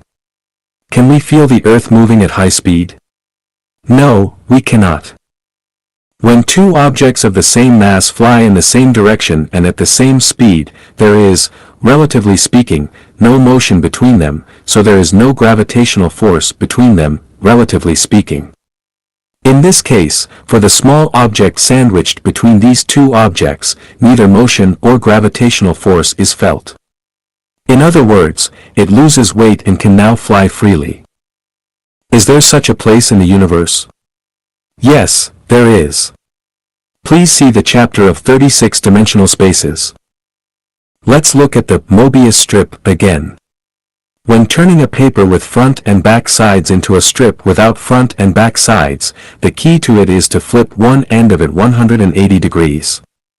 This flipping process is the process of unconventional thinking. The flip must be 180 degrees. If it flipped less or more, it will not be the true, it would become a way that is perverse, a perverse theory, and it will bring endless disasters. The unconventional thinking of the Mobius strip is by no means a trick played by magicians, it is a key to understanding the truth. The unity of opposites is the image of the universe, not its essence. Xie Feng. Translated by Qin Yu, edited by Peter. From the perspective of appearance, the universe embodies its opposition everywhere, truth and falsehoods, good and evil, beauty and ugliness, positive and negative, light and dark, yin and yang, prosperity and adversity, dynamic and static, superior and inferior, noble and lowly, rich and poor, life and death, front and back, big and small, good and bad, etc. But the Mobius strip tells us that there is only unity in the universe but no opposition to it. Who can tell which is the front side and which is the back side of the Mobius strip? It has only one side, or in other words, there is a back side to the front side of the Mobius strip, and there is a front side to the back side of it. The front and the back side are perfectly intertwined and indistinguishable. Consider below the unity of opposites under conventional thinking. Up and down, common sense believes that the top of the mountain is up, and the foot of the mountain is down, the leaders are up and the masses are down, the sun is up and the earth is down, the head is up and the feet are down, the river has upstream and downstream. Unconventional thinking believes that there is no up and down in the universe, and that up and down is just a matter of concept. For example, the sun and the earth, from the perspective of the solar system, has no distinction of up and down, just the changing of positions. Is there up and down on the earth? The South Pole and the North Pole, which pole is up and which pole is down? Look at the globe. Assuming that the surface of the earth is full of people, can you tell who is on top and who is on the bottom? Of course, we cannot. If we keep shrinking the earth to nothing, then all people on the earth will stand foot to foot, with their heads in the opposite direction. Now, who can tell whether the head is on top or the feet are on top? Of course, no one can. In the same way, is the top of the mountain up or the foot of the mountain up? Regardless of the direction, as long as we walk along a straight line, we will eventually return to the starting point. So, does the river have upstream and downstream? The masses can have no leaders, but the leaders must have masses. Then, are the masses at the top or are the leaders at the top? To have or not, is there anything in the universe? In spring, flowers of all kinds are in bloom in the garden, contending in beauty and fascination, and in winter, what is left in the garden? Where are the dinosaurs? Where are our ancestors? If the Earth is hit by a laser beam from outer space, it will vanish instantly, and everything on the Earth, including the Earth itself, will disappear. What else do you have? Since elementary school, we have been struggling and striving, in pursuit of possessions, but what do we get after death? A good name forever. Prosperous descendants. Immortal accomplishments. If the earth shakes, will these things still exist? From a transcendental point of view, the more you pursue possessions, the result will be that you will own nothing. The more you pursue no possessions, the result will be that you will own everything. Shakyamuni, Jesus, Laozi, etc. did not pursue possessions, but they own everything. Thieves, liars, and corrupt officials are trying their best to pursue possessions, but they have nothing. If a peasant doesn't stop appropriately and think about his situation, he will always be a peasant. If a worker does not stop and look around, he will always be a worker. If a person does not calm down and perceive, he will always be a human. There is everything in emptiness, and there is emptiness in everything. I once asked a friend to give up everything and practice Taoism with me, but he couldn't let go of everything he had. He also wanted to glorify his ancestors and leave a good name for posterity. Watching him fall into human society and plunge into the real void, I could do nothing. With obstructed thinking, one is powerless. The sea of bitterness is boundless, so repent and be saved. Here repenting is unconventional thinking. Success and failure, there are no successes or failures in life. There are only different life trajectories. Success and failure are just the concepts of the laity. In the eyes of the laity, success is rank promoted, fortune made, and ancestors glorified. While failure is losing one's official position, losing money, being laid off, and being divorced. But from the perspective of the ultimate goal of life, only the 8 immortals in the 8 immortals crossing the sea, each showing their magical powers, are the winners. Looking back at thousands of years of recorded human history, who was the winner? The Egyptian pharaoh? Alexander? Caesar? Constantine? Charlemagne? Napoleon? King Arthur? Gregorian? Henry? Genghis Khan? Peter the Great? Washington? Lincoln? Hitler? Stalin? Gandhi? Mao Zedong? Bush? The heads of each state? Aristotle? Bacon? Dante? Columbus? Confucius? Martin Luther? Rousseau? Montesquieu? Voltaire? Marx? Darwin? Shakespeare? Newton? Einstein? Planck? Watson? Rockefeller? Bill Gates? If these people are successful, then are the others losers? If the dispossessed, homeless beggars along the street are defined as losers, then are the rest winners? Who is the winner? Who is the loser? Is there really a successful life? If there is no successful life, are all people failures? We annihilated 40,000 enemy troops, we succeeded. Did you succeed because you killed 40,000 lives? I frustrated all the competitors, I succeeded. Does it count as success by frustrating others? Dude, congratulations. We successfully robbed the Reserve Bank. It's so comfortable. I succeeded in swindling him out of all his money. You are so smart that you successfully transferred the company's property to your private account abroad. We successfully blew up the World Trade Center. We successfully released the atomic bomb on Hiroshima. I successfully spread the SARS virus. I successfully cloned people, so that people don't know whose father he is or whose son he is. We successfully discharged wastewater into the river. And so on. Are these all successes? The well-known Napoleon Hill wrote a book, The Law of Success. His book has been sold in more than 30 countries and more than 20 million copies in more than 20 languages. He himself is called the creator of millionaires. Great. It's really great.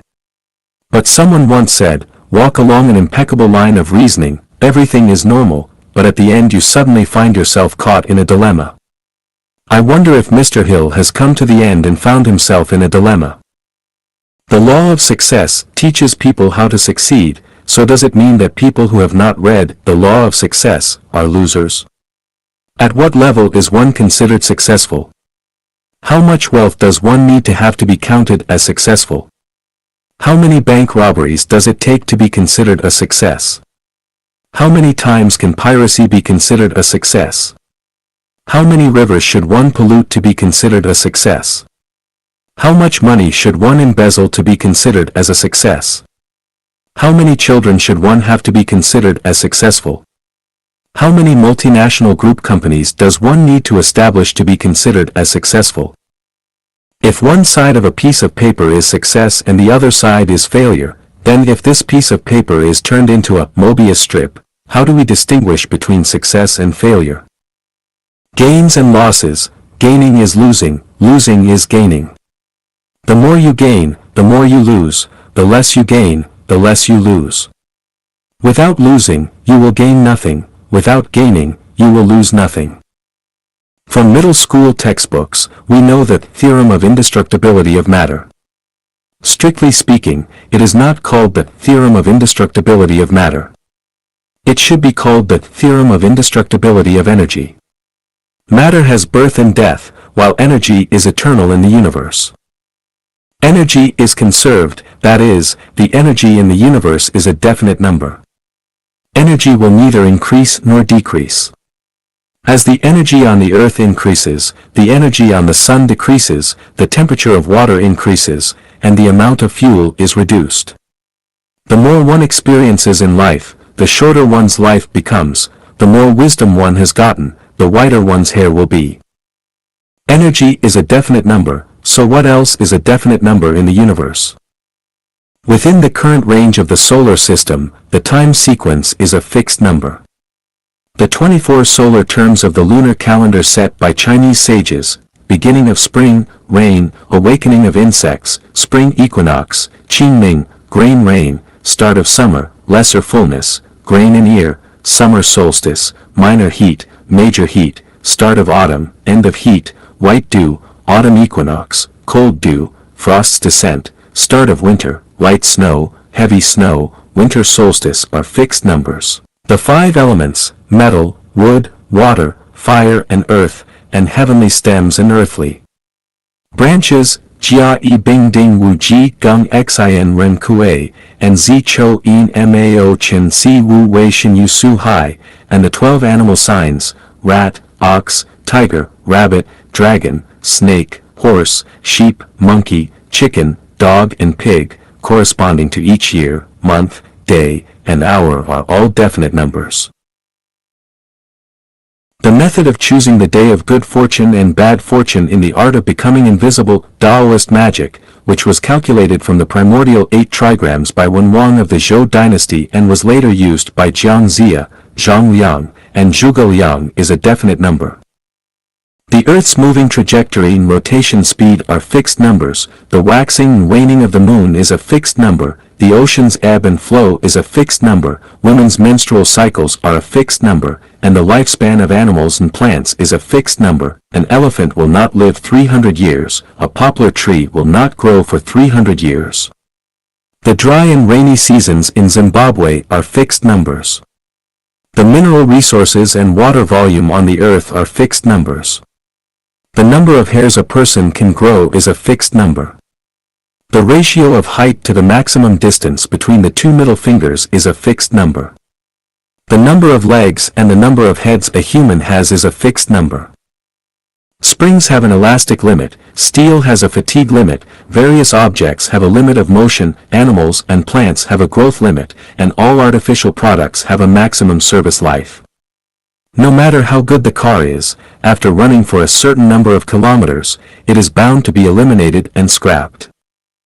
Within a certain altitude, the temperature at which water boils is a fixed number, and the temperature at which it freezes is also a fixed number. The ignition point of various substances is a fixed number, the saturation of various compounds is a fixed number, the composition ratio of various colors is a fixed number, the traveling speed of sound is a fixed number, and the frequency of the sound that humans can hear and the wavelength of the light that human eyes can see are fixed numbers. Everything within the range of rational numbers is a definite number. The amount of money, the length of life, the height of rank, the size of influence, etc. are all within the range of rational numbers, so they are all fixed numbers. Everything about humans is within the range of rational numbers, so everything about humans is definite. Everything that changes with time and space is within the range of rational numbers and is definite. Is everything in the range of irrational numbers not definite? The most famous irrational number is pi. Pi equals 3141592653589. The other is the golden ratio phi. Phi equals 1.618033988749894848821. These are two of the infinite mysteries of the universe that ordinary people know, but where is their ending? Are they also limited by time and space? As a Chinese Taoist saying goes, heaven's secrets should never be revealed. Secular people use this sentence to keep secrets. In fact, the essence of this sentence refers to the development trend and definite number of things within the scope of irrational numbers. Long-term unconventional thinking can lead to one's spiritual transcendence. After transcending the regular ethics, one can realize many heavenly secrets. Heavenly secrets can be leaked, the key is to whom should they be leaked. Jesus taught us, do not give that which is holy to the dogs, neither cast your pearls before the hogs. The Yellow Emperor's Hidden Talisman Classic says, after realizing the heavenly secret, virtuous people will settle down and practice it, while the villains will get carried away and act rashly and even ruin their destinies. The Tao Te Ching said, the main path, Tao, heavenly secrets, is easy to walk on, yet people love the small bypaths. He who knows does not speak, he who speaks does not know. Those who understand the secrets of heaven know the art of non-action, but if they reveal these secrets to ordinary people, it will lead to the downfall of unwise individuals who act recklessly and perish prematurely. Chuang Tzu. Shakyamuni once said to Subhuti, the Tathagata expounds it to those initiated into the Mahayana and the Supreme Jnana. Those who take delight in the Hinayana, Theravada, and hold the view of an ego, a personality, a being and a life, cannot listen to, receive, hold, in mind, read and recite this sutra and explain it to others. The heavenly secret is not forbidden to be divulged, the key is that it will lead to a bad result if it is divulged.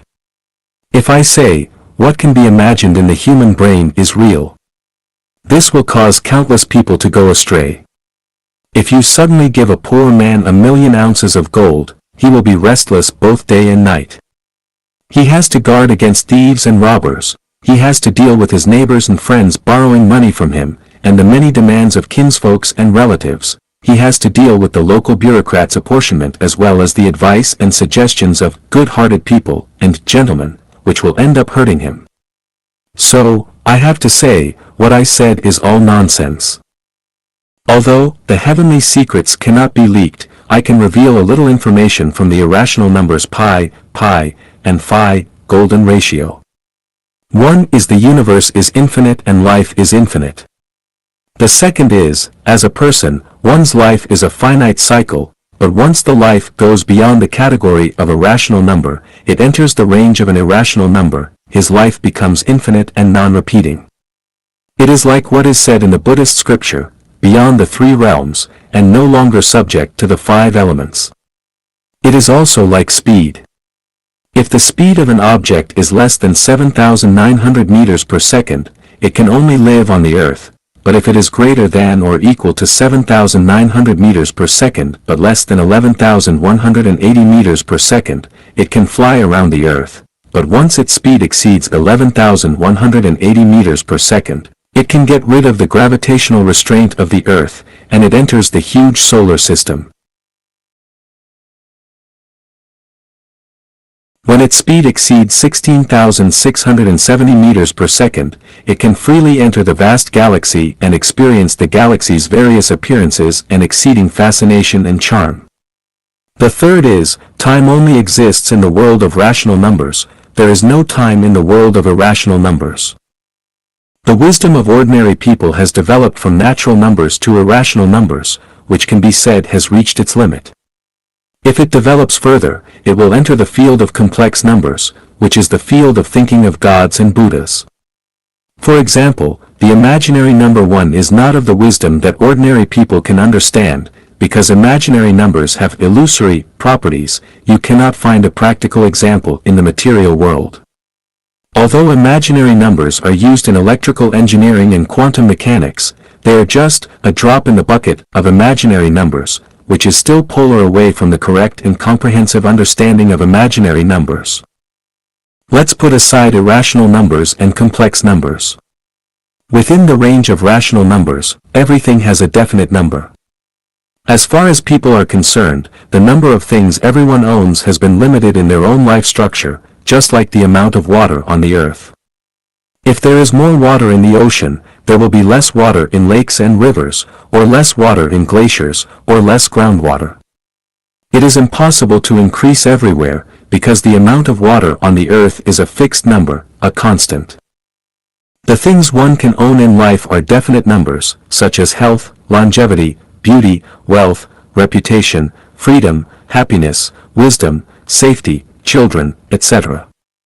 If the number of a person's possessions is set as 1, then each factor, assumed to be 10, accounts for 0.1. These factors are all on a very sensitive polyhedral seesaw. When beauty is greater than 0.1, the amount of health will be less than 0.1, or the share of reputation will decrease. When the amount of wealth is greater than 0.1, the quantity of freedom or happiness will decrease. And when the knowledge increases, the lifespan may become shorter and shorter. In a word, if one factor increases, the other or several other factors will decrease, and the total amount remains unchanged at 1. The definite number of people cannot be limited to a few years, decades, or hundreds of years, otherwise, your understanding will go astray. Some people may use examples from real society to deny this theorem, and ask, how do you explain a person who became a high-ranking official and made a fortune, has many wives and concubines, lives a long and healthy life, has a good reputation, and has many children and grandchildren? This involves the transformation of time and space and life structure. God Jesus said in the Sermon on the Mount, "But woe unto you that are rich, for ye have received your consolation." Luke 6 verse 24.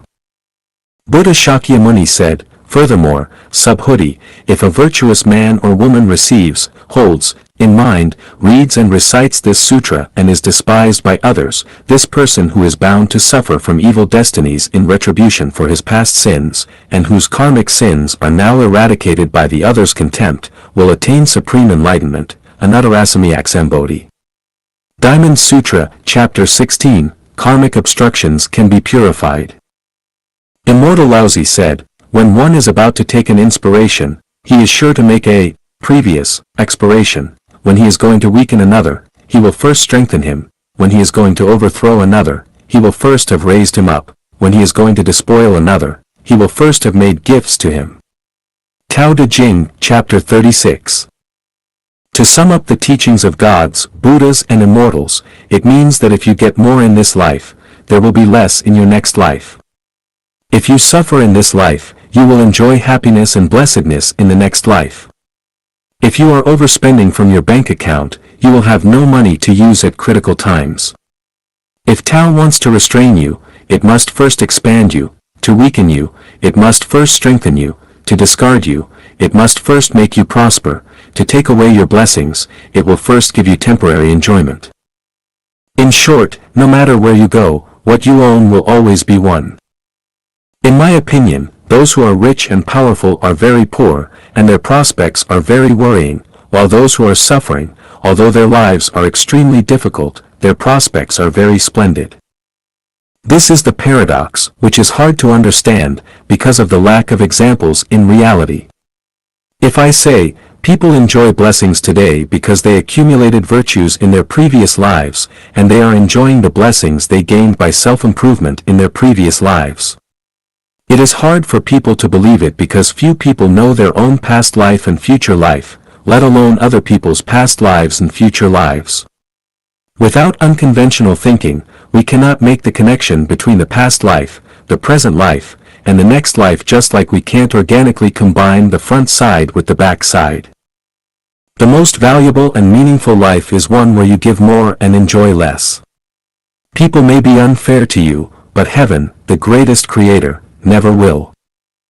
Above I only gave examples of oppositions of up and down, having and not having, success and failure, gain and loss. From which we can see that opposition is the appearance of the universe, while unity is the essence of the universe. Life and death are only images. There is neither life nor death in life. Xie Feng. Translated by Qin Yu, edited by Peter. The bias strip tells us that life and death are not opposites. Life is death, and death is life. There is death in life, and life in death. The Yellow Emperor's Book of the Hidden Talisman said, life is the root of death, and death is the root of life. Babies cry when they are born. Why do they cry? Because life is bitter. How do you know that life is bitter? This is like a chick in an egg that has been hatched for 21 days pecking at the shell. Although it does not know how thick the eggshell is, whether it can be pecked through, or whether there is a vast world outside the eggshell, it must peck, that is its instinct. What is instinct?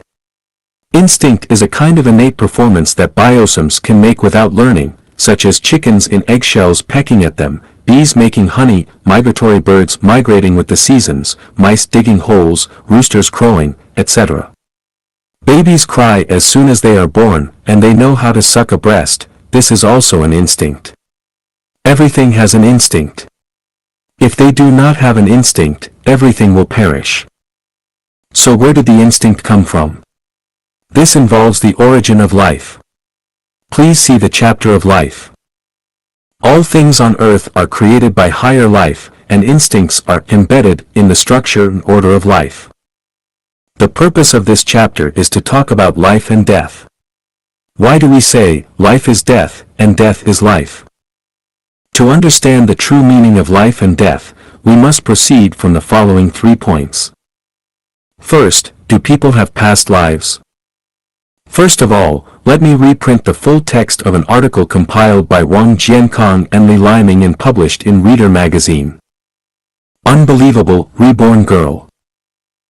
In 1926, a lovely little girl was born in Delhi, India. Her name was Shanti Devi. When she was just born, there was nothing abnormal about her at all, but when she was 7 years old, little Shanti suddenly said to her mother inexplicably, "Mom, I used to live in the city of Mathura." She also enthusiastically told her mother about Mathura and the situation at her home then. Later, Shanti mentioned this matter several more times. The parents were very worried when they saw their 7-year-old daughter talking about something irrelevant, so they took her to see a doctor. The doctor was puzzled after hearing Shanti's narration. It's really strange, this child has no symptoms of mental abnormalities at all, how could she say these unbelievable things? Let's observe her for a while. However, at the age of 9, Shanti still did not forget about her living in Mathura. Mom, did I mention that I lived in Mathura before? I got married there and gave birth to 3 children. My name was Luchi when I lived in Mathura. Shanti also told her mother the names and characteristics of the 3 children. The parents became more and more anxious after listening to their daughter's intoxicated chatter, thinking that the child's condition was probably getting worse.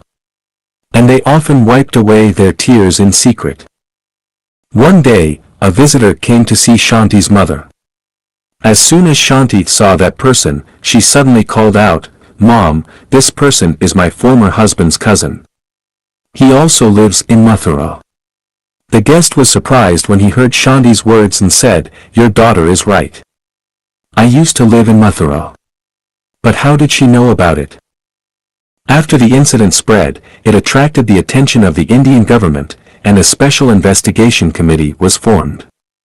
The committee brought Shanti to Mathura for on-the-spot investigation. Shanti has never left Delhi since her birth. But as soon as she arrived in Mathura, she was able to warmly greet the local people who came to meet her in the Mathura dialect, as if she had met a long-lost friend. When she came to the door of a house, she stopped suddenly and said to others, "This is the house I used to live in." She walked in the door, pointed to an old man, and said, "He is just the father of my former husband." Then, she recognized her 2 children, and she also told people about her previous life in Mathura in detail, her association with her friends, the nearby landscape, and the school she was in at that time. The local people were very surprised when they heard her narration. What she said was completely correct, which was exactly the situation at that time. So little Shanti is the one who was reborn. The people who came to investigate this issue had to come to this conclusion. In India, the ancient Buddhist country, there are really many reborn people. Swarata Misho is one of them. One day, when he was traveling by bicycle, he pointed to a house he had never been to and said that he had lived here for a period and talked as if he just thought of it. He also talked about the past. This surprised the accompanying family members. They ran into the village to inquire, and what Swarata said was exactly what happened here decades ago. It is said that Swarata has been resurrected 3 times. There was also a young man in India named Gaspiel. He just died shortly. On the day a person named Yaki died in a village 35 kilometers away, Gaspier suddenly woke up in the coffin placed in his home. When people pulled him out of the coffin, to their surprise, Gaspiel knew the appearance of Yaki, who was far away in a foreign land, and all the things that happened in that village. There are many examples of past lives recorded in ancient and modern Chinese and foreign books. We can't completely believe what they say, but in the face of the facts, we can't deny everything. We can deny that the statement of Tang monk in Journey to the West is the reincarnation of Jean Chanzi, but we cannot but believe in the theory of the reincarnated soul boy of the Tibetan Panchen Lama in Tibet. For example, Wenda Gongbao Kai Dan, the reincarnated soul boy of the 9th Panchen Lama Sangdang Kyuji Nyama, was able to accurately select the utensils used by the previous Panchen Lama from other identical objects, and even more surprisingly, he was able to call out the name of Gajan Paong, who had sung for the Panchen Lama, from the crowd. Before that, the two had never met. Gongbao Kaidan was not discovered by accident. A pill jumped out of the gold bottle during the shaking. They opened it, and it was Wenda Gongbao Kaidan's name on it. A pill jumped out of the gold bottle during the shaking. They opened it, and it was Wenda Gongbao Kaidan's name on it. In fact, anyone who was a human being in the last life and reincarnated as a human in the next life will definitely have a feeling of déjà vu about a place suddenly and dimly in your life. In some places, although you have never been there, once you arrive, they must be reflected in your subconsciousness. You don't know what's going on, you just feel as if you have been here before.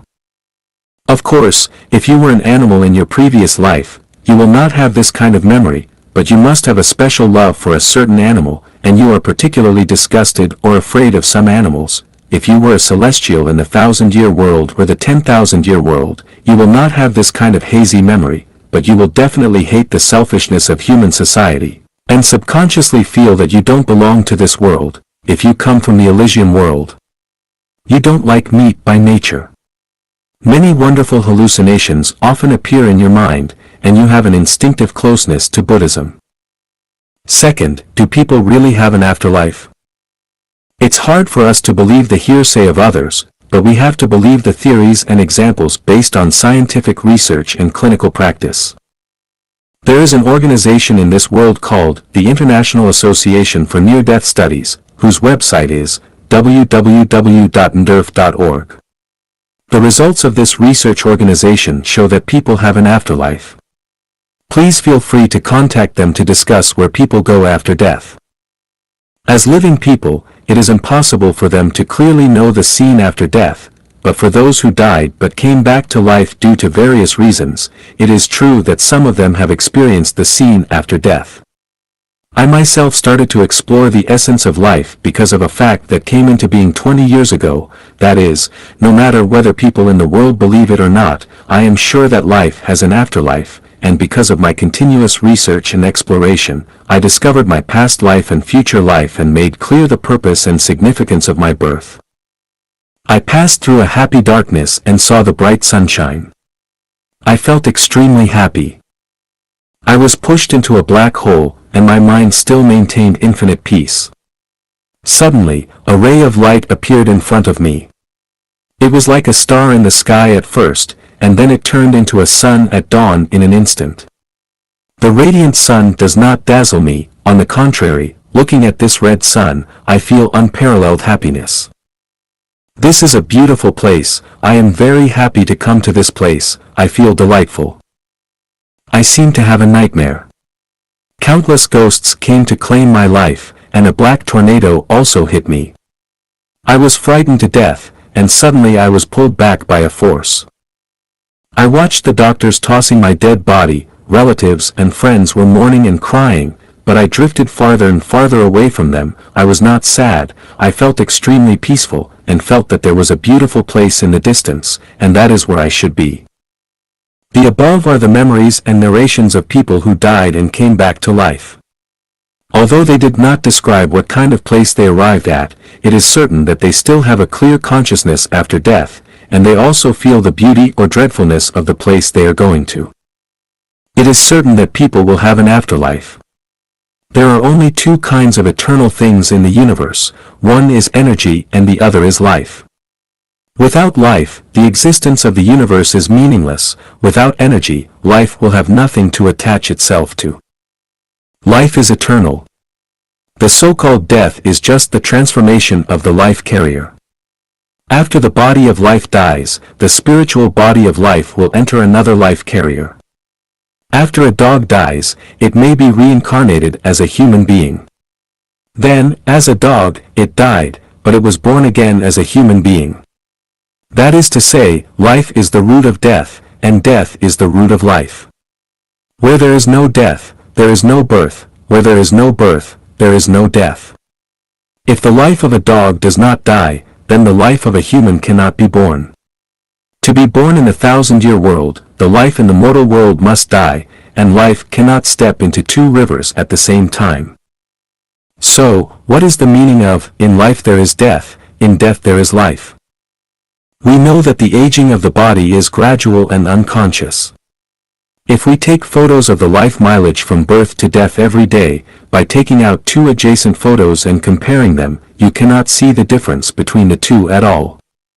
However, if you compare the photos with the ones which were taken after a period of time, such as 1 month or a year, you can clearly see the difference between them. That is to say, life is dying every moment, in life there is death. So, is there life in death? Yes, there is life in death. We already know that life is eternal, and people have an afterlife, so what factors will determine our afterlife? Is becoming a cow, a pig, a human, an immortal, or a Buddha in the next life accidental or inevitable? We know that every result has an early cause. It is impossible for anyone to suddenly become a president. A desert will not suddenly become an oasis, and a tadpole will not suddenly become a frog. The change is gradual, but the result may be sudden. For a person to reincarnate as a beast in the next life, he needs to continue to do evil, to squander and waste. He needs not only to spend all the savings in his life bank, but also overspend and leave a deficit, otherwise, he will not be able to reincarnate as a beast in his next life. In the same way, if a person wants to become a Buddha, he must consciously and voluntarily reach the point of having nothing. Not only can he not own money, fame, property, beautiful women, family, status, etc., but he must also not be obsessed with a certain concept or have disputes with common people, and of course he must not kill or eat meat. If you want to go to the 1,000-year world in your next life, your humanity must be perfect. So, are there any signs that indicate what kind of reincarnation criteria a person has reached at the time of his death? Yes, that are the different structures of neurons in the central nervous system of the brain at the time of death. Different structures have different colors. If a color scanner can be invented, when a person dies, open his neurocranium and you can see the color of his brain with the scanner. If it is colorful, it can be concluded that his life has gone to the 10,000-year world. If it is purple, he has gone to the Elysium world. If it appears red or green or blue, he must have gone to the 1,000-year world. If it appears white, he will be reincarnated as a human. If it shows a faint dark color, he will enter the animal world in the next life. If it is black, he will definitely go to the nether world, or the frozen layer, or to the inflaming layer. In short, life and death are only images. Life has neither life nor death, just like Seth said, death is not the end of life. Did life evolve from non-life? Xiafeng. Translation edited by Chino. Let's examine the validity of the evolutionists' perspective, with Darwin as their pioneer, on the origin of species. Upon rejecting the Big Bang theory and the notion of life arising accidentally from water, and upon analyzing the theory of evolution, we realize its shaky foundation. Without the birth of life, can evolution truly exist? Where do eggs come from without chickens? And without eggs, where does the chicken come from? Like how DNA formation depends on protein formation, without initial protein presence, DNA cannot form. Which came first, protein or DNA? The core tenets of the theory of evolution are as follows. Before evolution, there must be at least one or several lives. These one or several lives have evolved into a diverse array of life forms on Earth today. Organism evolution results from heredity, variation, and natural selection. Evolution follows the logic of natural selection, survival of the fittest, the law of the jungle, selecting the superior and eliminating the inferior. When a species cannot adapt to its environment, or when the environment does not support a species' survival, it evolves into another species. Due to brutal competition and survival of the fittest, the weak are naturally eliminated, leaving behind only the strong. This implies that low-energy forms fade while high-energy forms emerge. From these aspects, we can deduce the following. Earthworms, flies, turtles, dung beetles, cobras, dogs, humans, etc., originate from the same ancestor. Due to deteriorating ecological conditions, to ensure species reproduction, some dinosaurs evolved into humans, while others became lions and wolves. Since weaker organisms are naturally eliminated, all insects are weaker than birds and will evolve into birds or more powerful animals. Similarly, herbivores, weaker than carnivores, will evolve into carnivores for species reproduction. Carnivores, weaker than humans, will undoubtedly evolve into humans for survival. The final outcome of survival of the fittest is that all insects and animals will eventually evolve into humans. Regarding humans, the strong prey on the weak, and the fittest survive. People survive by plundering and killing each other. Strong nations only remain invincible by eliminating the weak. All plundering and killing wars in history align with the theory of evolution. Acts of kindness toward other species appear cruel within one's own race. Conversely, cruelty toward other species is seen as kindness within one's own race. Whether it's burning, killing, looting, or cheating, any means to eliminate the weak and strengthen oneself are justified. Hence, Hitler's actions were 100% correct. Humans will continue to evolve. Eventually, wings will grow on their backs, eyes on the back of their heads, and they will breathe out fireworks and emit laser light from their eyes. Further analysis is unnecessary. Based on the 10 outcomes mentioned above, we can assess the viability of the theory of evolution. As we observe humans becoming smarter and more capable with each generation, we assume human evolution. However, this increased capability depends entirely on accumulated knowledge, and the essence of human life has remained unchanged since ancient times. Our genes, as human beings, have not changed. Our ancestors had 2 eyes, and we still do. Our blood was red then, and it remains red now. Our body structure has not gained or lost any organs or parts compared to our ancestors. If modern children could run like deer or zebras at birth, it would confirm human evolution. If monkeys and apes' brains are similar to humans in learning, memory, and thinking, we can deduce that humans evolved from monkeys. I will delve further into the topic of biological evolution in future chapters, particularly in the Greatest Creator chapter of Life a Genuine. I encourage you to continue contemplating this issue. The Blind Zone. Xiefeng. Translation edited by Chino. If we observe a blind person, we will find that he is constantly feeling his way forward. He cannot stride confidently on winding roads, nor can he see the potholes and stumbling stones ahead. We feel genuinely saddened by this. But what about those of us with sight? We eagerly unpack our treasures, investing everything in a marriage, only to face the painful experience of divorce a few years later. Why couldn't we foresee the outcome back then? We sincerely invest time in friendships, only to be betrayed, robbed of our savings, and even lose our spouses. Were we blind to the truth from the start? We wholeheartedly support someone's rise to power, only to discover him indifferent to our well-being and willing to trample us underfoot. Why were we blind to their true nature? We extend compassion to someone in need, sparing no effort to help him overcome one difficulty after another. However, once his wounds are healed, he turns around to bite us, not only stealing our wealth but also spreading rumors and slandering us, portraying us as worthless. Did our eyes truly perceive their nature from the outset? Parents toil tirelessly and pour their hearts into raising their children, hoping to have support in their old age.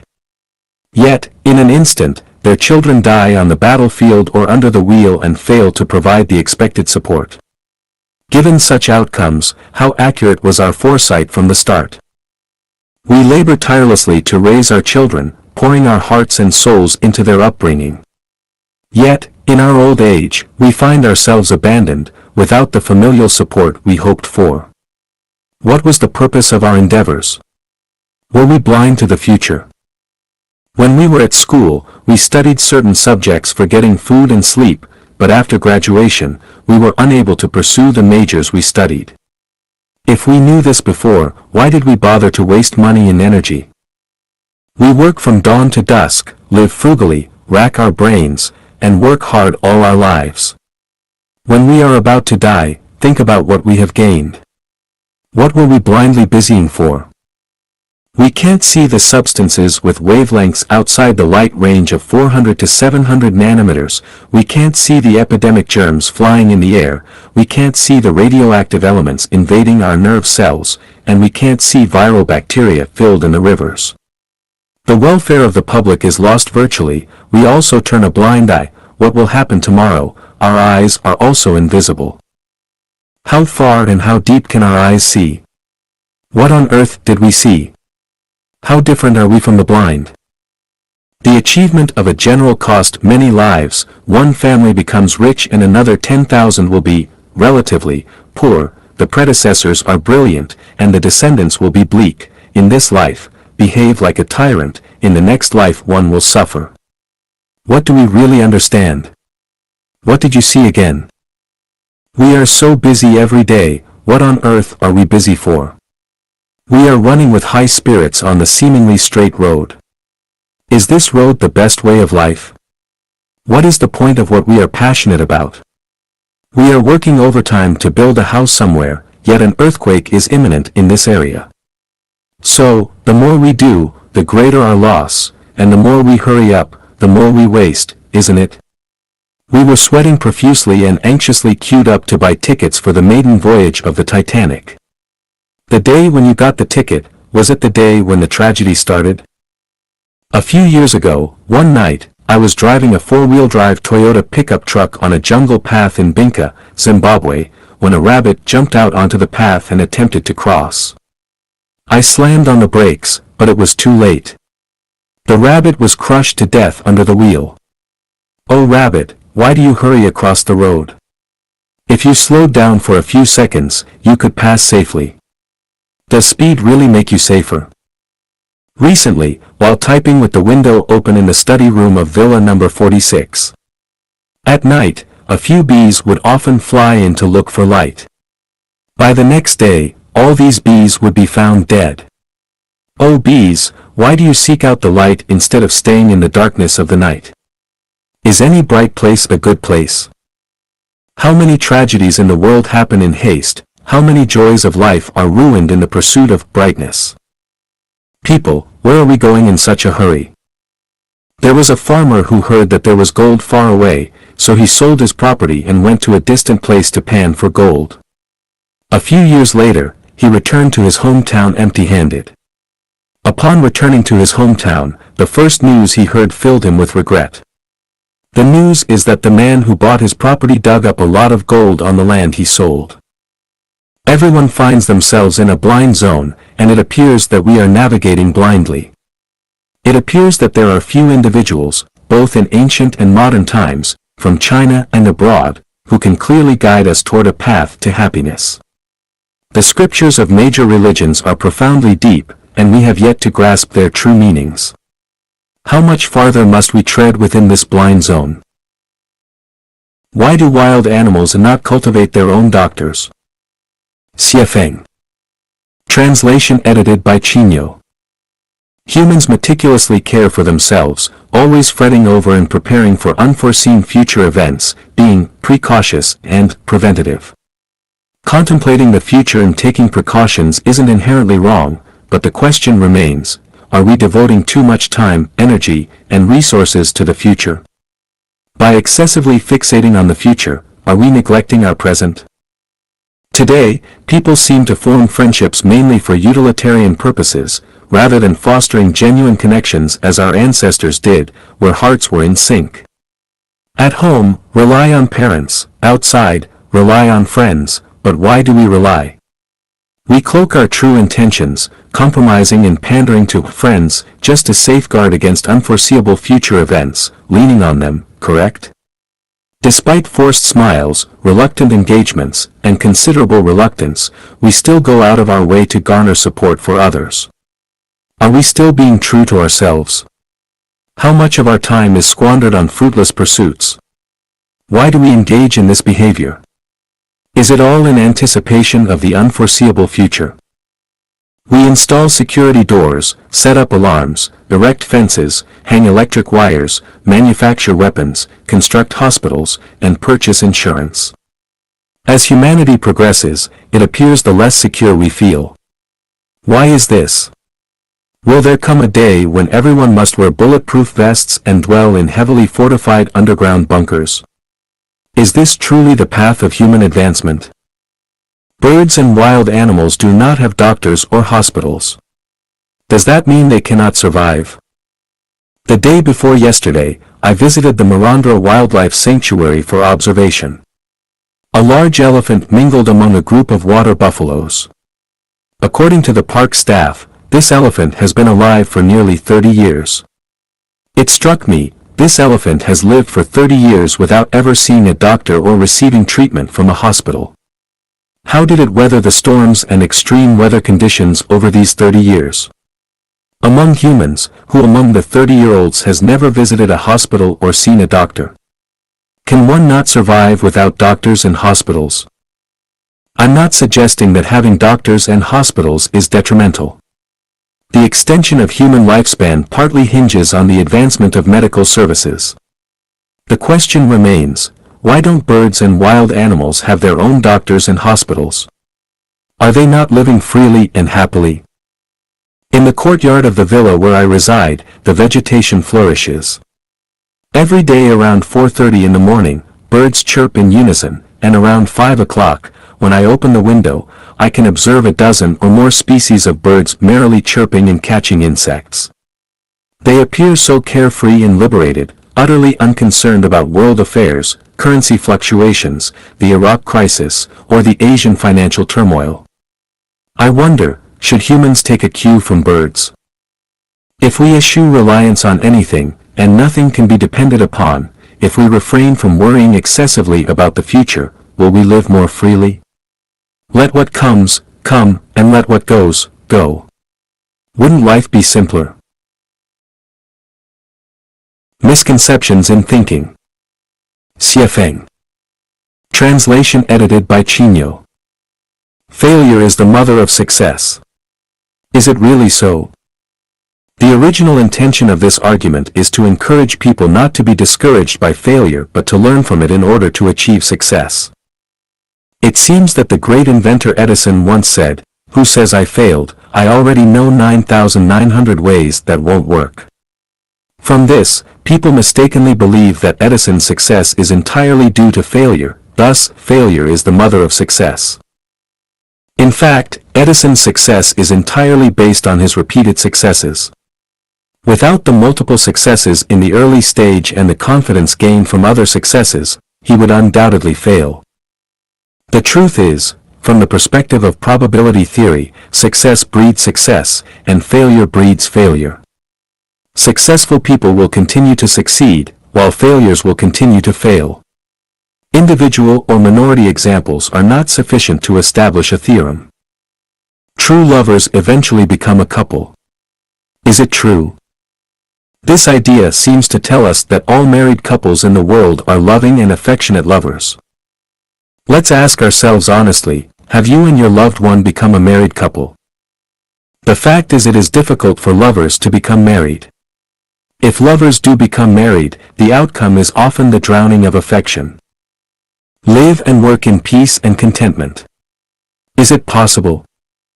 Without a job, how can one live in peace? Would pies fall from the sky? It should be only by enjoying work can one live in peace. In today's world, many young people start their careers first and then start a family, which is correct. Safe and sound. Half right. Being safe leads to being sound, but being sound leads to being safe. Steel is refined through 100 trials. Try it, after 100 attempts, will it become steel or gas? Ever-changing. Yes, without rules to follow, acting without rules, indeed it is ever-changing. Wisdom comes from experience. Must we experience everything to gain wisdom? Time flies, life is short. If we cannot cleverly make use of things, if we cannot learn from others' experiences and lessons and apply them to different situations to gain wisdom, and instead insist on trying everything by ourselves, isn't that foolish? The only way to catch tiger cubs is to go into the tiger's den. How many spy satellites are hovering over us, observing our every move? With interconnected computers, the world situation can be observed in an instant. In this era, do we still need to risk our lives to catch tiger cubs in their dens? Truth lies in the coffin. Don't expect to find truth just by closing the coffin. People will review history from thousands of years ago for comments. We should still follow Tao and not care about the content of the eulogy when we die. Associate with the wise and you become wise, associate with the foolish and you become foolish. Nuns think about having a drink in the lively place, and prostitutes want to get away early and cultivate virtue.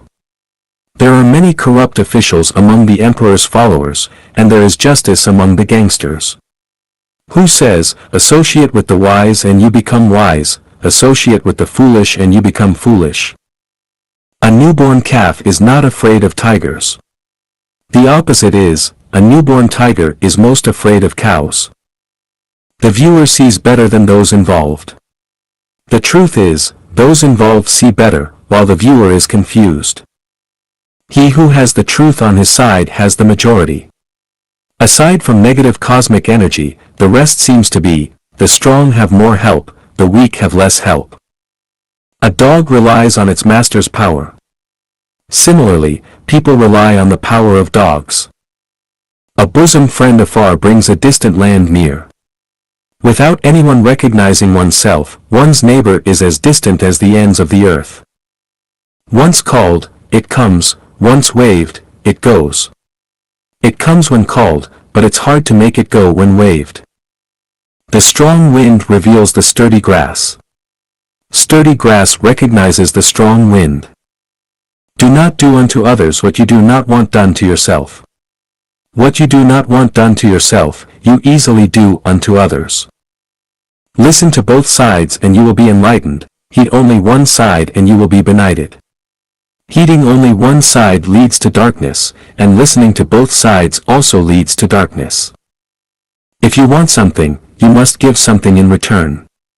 If you give something, it's definitely in order to get something back. Exhaust oneself in service, and only rest in death. Exhaust oneself in service, merely for the sake of reputation. A long road tests the strength of a horse, time reveals a person's heart. Carrying a heavy load tests the strength of a horse, and money reveals a person's heart. Better to be a shattered jade than an intact tile. Better to be an intact tile than a shattered jade. If the skin is gone, what can the hair attach to? If the hair is gone, where can the skin hide? A broken mirror can be put together again. It's hard to mend a broken mirror. People fear fame as pigs fear fattening. People want fame as pigs want to grow fat. Youth is wasted on the young. Workers don't work hard, and bosses suffer. He who sees the trend is a wise man. He who sees the trend is a smooth talker. If one separates himself from physical labor, he cannot differentiate between the 5 grains. If one separates himself from physical labor, there will be an abundant harvest of the 5 grains. The whole year's work depends on a good start in spring. The whole year's work depends on a good start in winter. All crows are black. All crows are not as black. To spin a cocoon and trap oneself in it. To spin a cocoon for self-defense. Of the 36 strategies, running away is the best. Of the 36 strategies, intangibility is the best. 3 shoemakers surpass Zhuge Liang. 3 shoemakers are still shoemakers. Traveling 1,000 miles is better than 10 years of reading. 1 year of reading is better than traveling 1,000 miles. If you don't listen to the old man, suffering is in front of you. If you only listen to the old man, suffering lies ahead. Reverse thinking. Xiefeng. Translation edited by Chino. Not having is having is not having. Up is down, down is up. Success is failure and failure is success. Gain is loss, loss is gain. You are me and I am you. Humans are Buddhas, and Buddhas are humans. People are ghosts, and ghosts are people. Humans are demons, and demons are humans. Life is death, and death is life. Moving forward is moving backward, and moving backward is moving forward. Destruction is construction, and construction is destruction. Being intelligent is being foolish, and being foolish is being intelligent. Science is a form of superstition, and superstition is a form of science. Politics involves governing people, and governing people involves politics. Workers are laborers, and cadres do nothing. Disorder is order, and order is disorder. A child is an old person, and an old person is a child. The infinitely large tends towards the infinitely small, and the infinitely small tends towards the infinitely large. The darker the place, the brighter it seems, yet the brighter it appears, the darker it becomes. The slower, the faster, and the faster, the slower. The richer one is, the more distressed one becomes, and the more powerful one is, the more dangerous one becomes. The kinder you are, the more foolish you may seem, yet the more foolish you appear, the wiser you may be. The poorer one is, the less trustworthy one is perceived, and the richer one is, the greedier one becomes. The more useless something seems, the more useful it may be, and the less one possesses, the freer one may be. The more enticing something appears, the more it may consume one's life, and the more delectable something seems, the more it may harm one's health. The more one has, the more one will gain, and the less one has, the less one will be bestowed. Looking at people from afar, they appear beautiful, but up close, they seem ugly. Similarly, pigs appear hateful from a distance, yet charming up close. The nourishment for humans is not food, but the different molecular structures of energy, chi, within food. If one consumes this energy directly, they may bypass the need for food altogether. When God created humans, humans began creating gods. When humans raise cows, cows start to raise humans. When humans invent computers, computers will eventually invent humans. Because we have eyes, we don't see what we should see, but we see what we shouldn't see. Because we have mouths, we don't eat what we should eat, but we eat what we shouldn't eat. Those who achieve success early often decline early. Early intelligence can lead to early confusion. Early sorrow can turn into early joy, and early happiness can turn into early sorrow. Those who rise early tend to sleep early, and those who sleep early often rise late.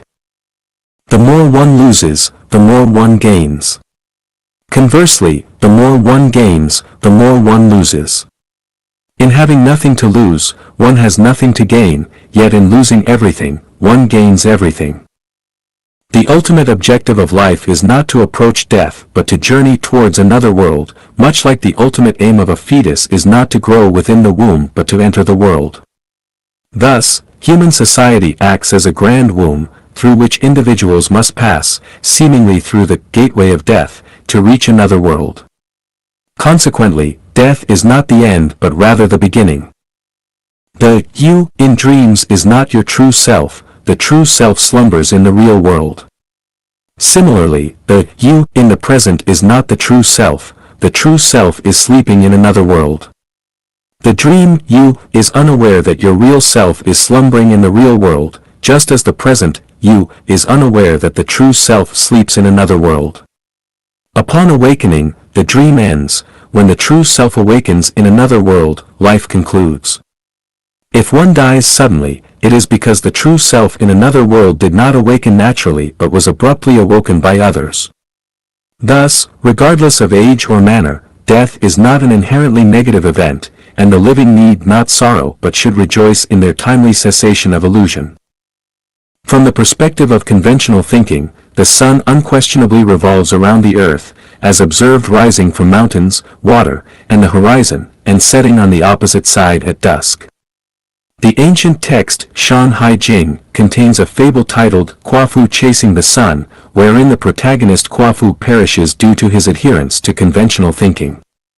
Similarly, Copernicus was burned alive for expressing a treasonous and heretical notion: the earth revolves around the sun, rather than the sun around the earth.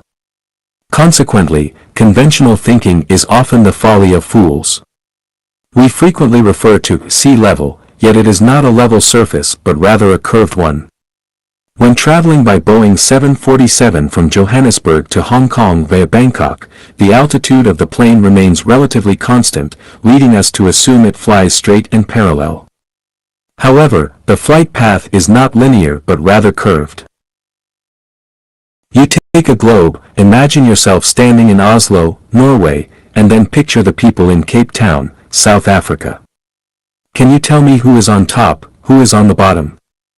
If you consider yourself on top, then the people in Cape Town would be below.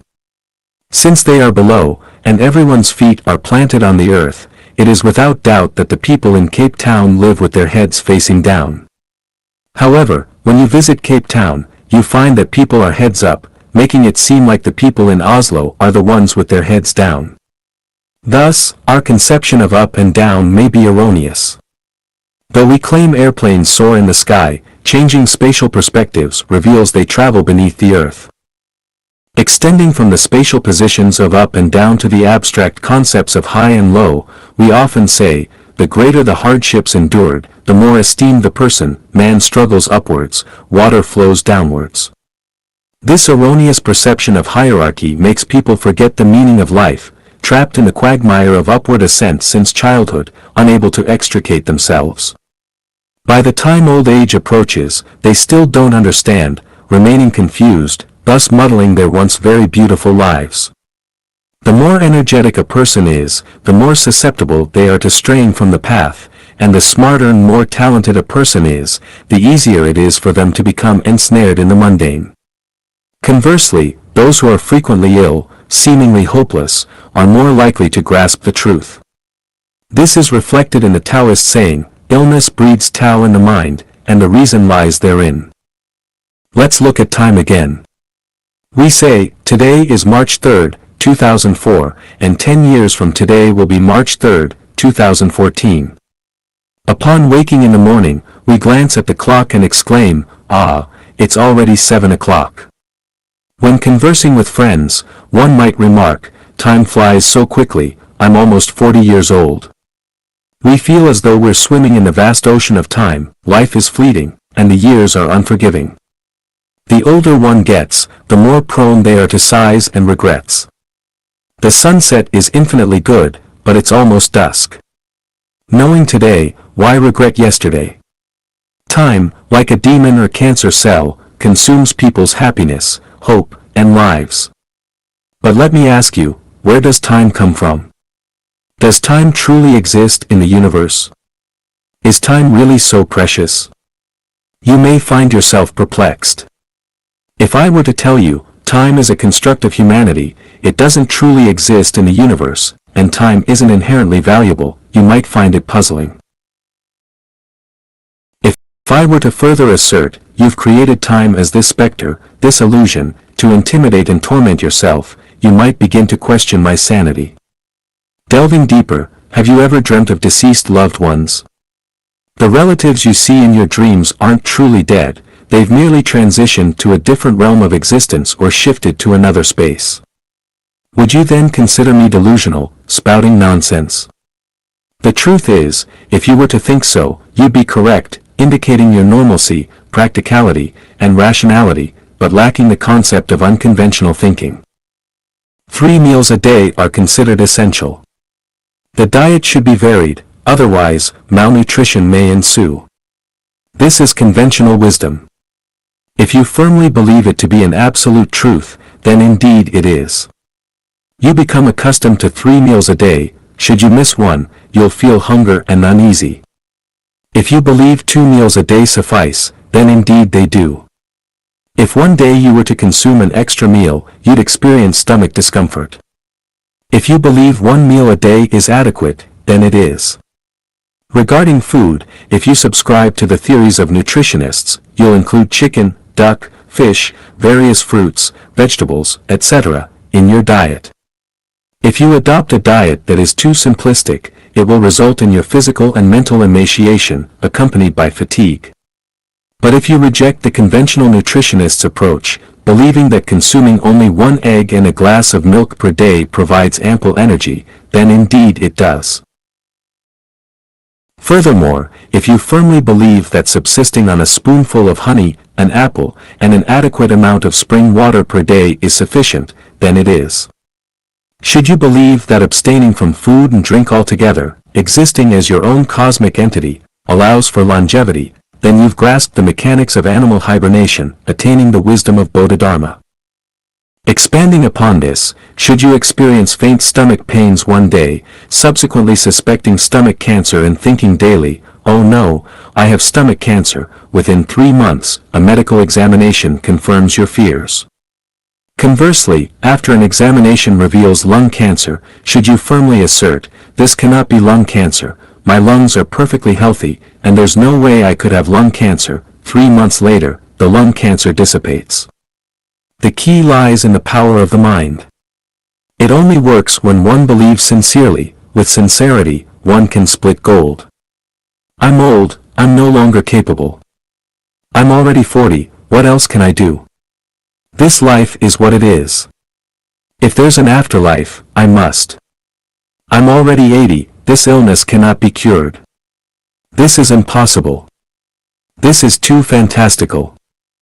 These sentiments, born of conventional thinking, lead one down a path of negativity, a suicidal mindset, a misconception of human nature, a spreading virus. Some may argue, "I'm already in my 70s, nearing the end. Even if I were to break free from conventional thinking, what good would it do?" Let me tell you, every day of a person's life, every age, marks both an end and a new beginning. Each day heralds the birth of a new self. People can live not only to 100 but even 200 years. The reason for disbelief lies in the millennia of conventional thinking constraining minds and thoughts, coupled with the misleading notions of shallow science, claiming a pituitary gland at the back of the brain secretes a fluid controlling lifespan and asserting that humans undergo only 7 cell divisions from birth to death. These are all negative inductions. Be practical and realistic, don't aim too high. Human lives rarely exceed 70. You're almost 80. Be content. Do you really believe in a second youth?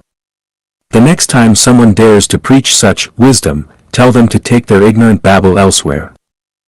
An elephant can be tied to a stake with only a thin rope, a farmer can be tied to the ground with only a bit of land, a worker can be tied to a workshop with only a few sets of tools and a workplace, an intellectual can be tied to a job with only a few hundred yuan salary and the hope of being promoted. A businessman can be tied to a business field with only a little profit. A follower of a religion can be bound within a certain religion by a scripture, and an official can be tied to a post with only one position. The moral creed of children whose parents are still alive should not travel too far away from their parents has tied a high school outstanding classmate of mine near his home forever. The absurd causal preaching of, there are 3 forms of unfilial conducts, having no male heir is the gravest of the 3, has made countless respectable people suffer from inner torment forever. For their parents, for relatives and friends, for children, for traditional virtues, for reputation, countless men and women who do not love each other silently endure and live together for a lifetime. Everyone is more or less tied by invisible ropes, and everyone's mind is covered by an invisible net of thinking. Everyone is carrying a heavy cross, but they can't feel it, or they can feel it but do not have the strength and courage to break through the fetters. Seeing that the people around them are living like this, they feel at ease, get used to it, become numb, so they bear it. Someone asked me, "It's easy for an elephant tied by a string to break free, but where will it go if it breaks free?" Yes, if you break free, where can you go? With no fodder, no jobs, no wages, no position, and even no housing and the surrounding relationships, how can one survive? There was a group of swans. Every autumn, they flew over thousands of mountains and rivers in a group, singing songs all the way, admiring the green mountains and blue waters under their wings, and going to the far south to open up new living areas. A few of them were captured and fed by humans. They grew fatter and fatter, having no worry about food and drink, and carefree. Even in the cold wind and snow, there was a shelter protecting them from the wind. As time went by, they got used to the food given by the master and got used to the joy with the chickens, ducks, pigs, and dogs. Their brothers and sisters flew back the next year, and they met with a burst of kisses and hubbub. Autumn was here again, and the brothers and sisters came to encourage them to fly to the warm south together, but they advised their brothers and sisters in turn, "Stay here, there is food, drink, and housing here. Why bother to fly back and forth every year? Besides, the place you fly to may not necessarily be lush with water and grass. Even if the food is abundant, you have to find food yourself. How can it compare to us here having food and drink, and being free and easy? The brothers and sisters shook their heads in puzzlement. One by one, they spread their wings and flew away. In the third year, spring had come, and the flowers were in bloom. The brothers and sisters flew back again with singing, but except for 2 nephews and nieces, their original brothers and sisters were nowhere to be seen. They asked their dirty nephew, "Where did your uncles and aunts go?" The lame niece rushed to cry. A few uncles were killed by the master to entertain guests, other uncles were killed by the mistress, saying that she wanted to nourish her body, and the aunts were taken away by relatives and friends of the family. Don't know whether they are still alive. When I was grabbing food with the puppy, my leg was bitten by the mother dog. What should my brother and I do now? As she spoke, she squatted on the ground in despair. All the swans came around at once, stroked and comforted with their white wings. "Children, don't cry, we will take you out of here this autumn." "Where can we go?" asked the poor nephew. Long-term habits have formed a fixed thinking.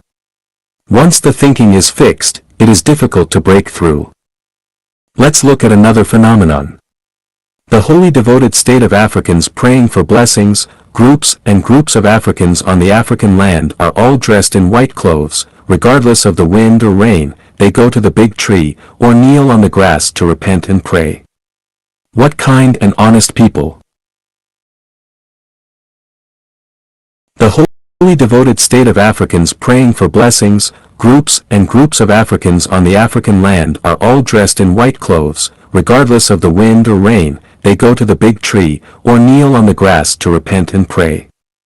What kind and honest people! I respect these kind-hearted people and hope that all people will go to mosques, Buddhist temples, Taoist temples, churches, and kingdom halls to participate in activities and listen to teachings. I bring this up just to talk about the problem of thinking. All religions have their own rituals and forms, and they have fixed activities every day, every month, and every year. What I want to ask is, can these rituals, forms, and activities alone enable you to be liberated, reborn in heaven, in the Elysium world, or the Millennium world? I have no objection to your beliefs. The problem is that you must figure out what you believe in and whether its past and future are clear. If you don't know, will all your efforts be in vain, and will you go astray? Just take Buddhism as an example. Shakyamuni Buddha said in the Diamond Sutra, "Those who see me in form and seek me in sound are treading the heterodox path and cannot perceive Tathagata." What is form? Form refers to material forms, things that can be seen and touched. Then, is paying homage to Buddha statues, burning incense, and kowtowing, and praying, in accordance with the teachings of Buddha? If a physical body goes all the way to a temple to worship a physical statue, does the behavior itself violate the teachings of the Buddha? Is it already on the heterodox path? Everyone who worships the Buddha statue, I want to ask you, where is the Buddha? Is the Buddha in the temple? If you don't have Buddha in your heart, even if you travel all over the world, you can't find Buddha. If you have Buddha in your heart, there are Buddhas everywhere. If you really want to worship Buddha, you must keep in mind the teachings of Buddha. First, worship Buddha in your heart, and learn from Buddha in speech and behavior. Only in this way can you understand the principles of Buddhism, perceive the nature of Buddha, and finally become a Buddha. Worship that emphasizes form but ignores content is a kind of blasphemy against gods and Buddhas. Rituals and forms are a kind of restraint, a kind of pretense, just to strengthen people's beliefs, and a means and process of dissemination. Whether you attain Tao depends entirely on your own psychology and actions. If you don't have it in your heart, it is useless, and not even if you burn incense and kowtow every day, go to temples and Taoist churches to worship statues of gods every day. If you have it in your heart, even if you have never been to a temple or church, you can become a loyal disciple of gods and Buddhas. Due to the limitation of conventional thinking, most people think that gods and Buddhas are in temples, Taoist temples, and churches, or in some places that are indefinable. They believe that as long as they participate in religious activities and hold ceremonies, they can get the blessings of gods and Buddhas, and their merits and virtues are fulfilled, and they will attain the state of spiritual immortality. It is actually very wrong. In fact, gods and Buddhas are one with humans, and gods and Buddhas are on us, and gods and Buddhas cannot be deceived. Everyone has divinity and Buddha nature and interacts with the gods and Buddhas in other dimensions. Whether we can go to the space of gods and Buddhas after death is entirely determined by the response information waves we send out from our body, and the intensity of the visible light colors which we have but cannot be seen and distinguished by the naked eye. Just like a networked computer, the program has been determined, and it all depends on how you apply it. It is impossible to get away with it if you want to be opportunistic. The great world seems chaotic, complicated, unpredictable, and elusive, but it is actually very simple. Our every word, deed, every action, every thought is recorded on our body without omission.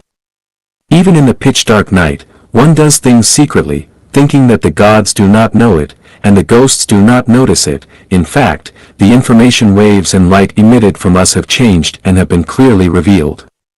Divine punishments, though slow, are always sure, with big meshes yet letting nothing slip through. Who can you fool? The Power of Thinking. Xiefeng.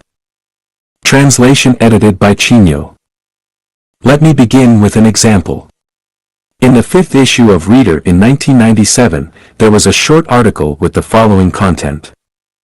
One day, during a casual conversation, Zheng Zhenhua asked Lu Jimin, "Do you know how one can die the most peaceful death?" Jimin was at a loss for words. Zhenhua remarked, "The best way for someone to die is by falling from an airplane. It's the most peaceful death." Ironically, on October 17, 1958, while leading a cultural delegation to Afghanistan, Zhenhua's plane crashed, and he passed away at the age of 61. You must have recognized the power of thinking. Zheng Zhenhua's death from falling out of an airplane was not accidental but rather a result of his thinking. There are numerous such instances. You can explore them on your own. Thinking is a form of non-material that communicates with negative cosmic energy. The path ahead of us is not determined by our actions but rather controlled by our thinking. Whether positive or negative, once our thinking is set, the energy of the negative universe will fully align to achieve our goals. I'd rather not delve deeper into this, to prevent others from mastering its laws and causing harm to others. Let me offer a few unique examples for you to ponder or experiment with. Take a piece of paper the size of a bank check and firmly believe in your mind that it's a flawless bank check with the exact amount written on it. Head to the bank to cash it, and the teller will surely comply. However, any trace of doubt in your mind will lead to failure. Lock yourself in a room with closed doors and windows and practice how to exit it. If you eliminate the presence of tangible objects like walls and doors from your thinking, you can easily leave. But if even a slight doubt exists, you'll inevitably hit a wall. Those who can walk on water don't perceive it as such beneath their feet. If you start to panic or doubt the water's ability to support you while walking on it, you'll sink immediately.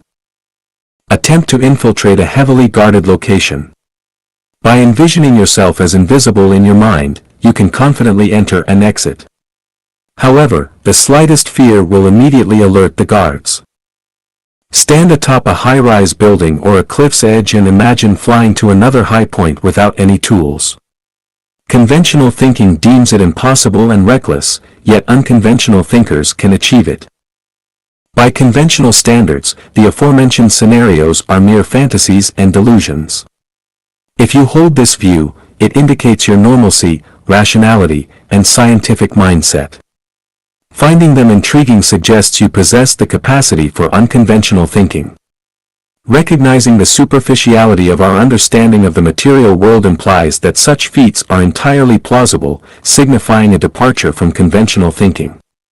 Further development will unveil more mysteries of the universe. Thinking is one of the most potent energies in the cosmos. Those who master it wield boundless power and can invisibly influence life and death. Mastery depends on our self-cultivation, while accessing higher realms hinges on our self-improvement. Here, what I want to declare is: when it comes to unusual endeavors, start with the small steps. Don't rush to summon winds and call forth rain or command the wind and clouds right from the start.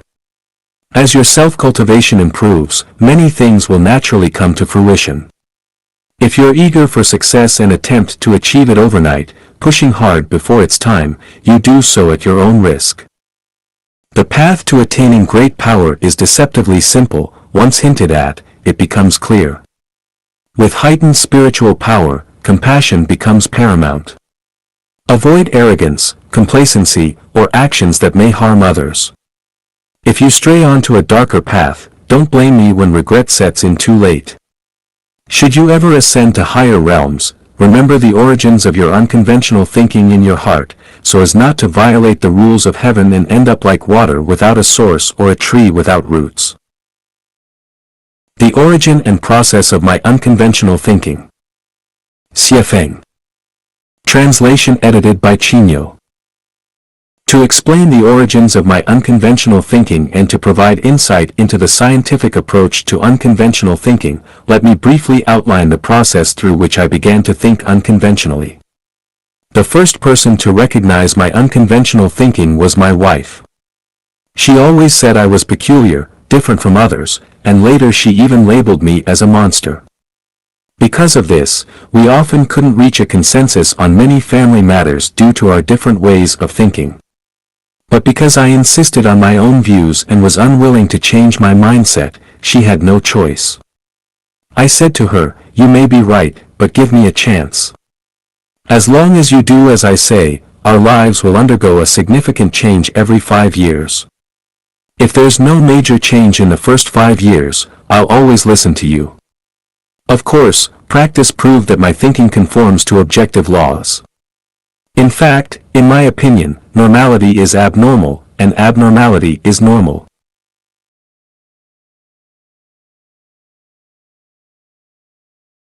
The thinking of ordinary people is confused by dazzling surface phenomena, focusing only on immediate interests and the present time and space, without understanding what emptiness is, what reality is, what existence is, and what non-existence is, so they cannot understand unconventional thinking. Some people are purely blinded by their own arrogance, selfishness, and jealousy. Their conventional thinking confines their minds. Some people are blocked from wisdom by inferiority, poverty, stubbornness, illness, and prejudice. In my view, the vast majority of people are covered by layers of nets and can never break free without external force.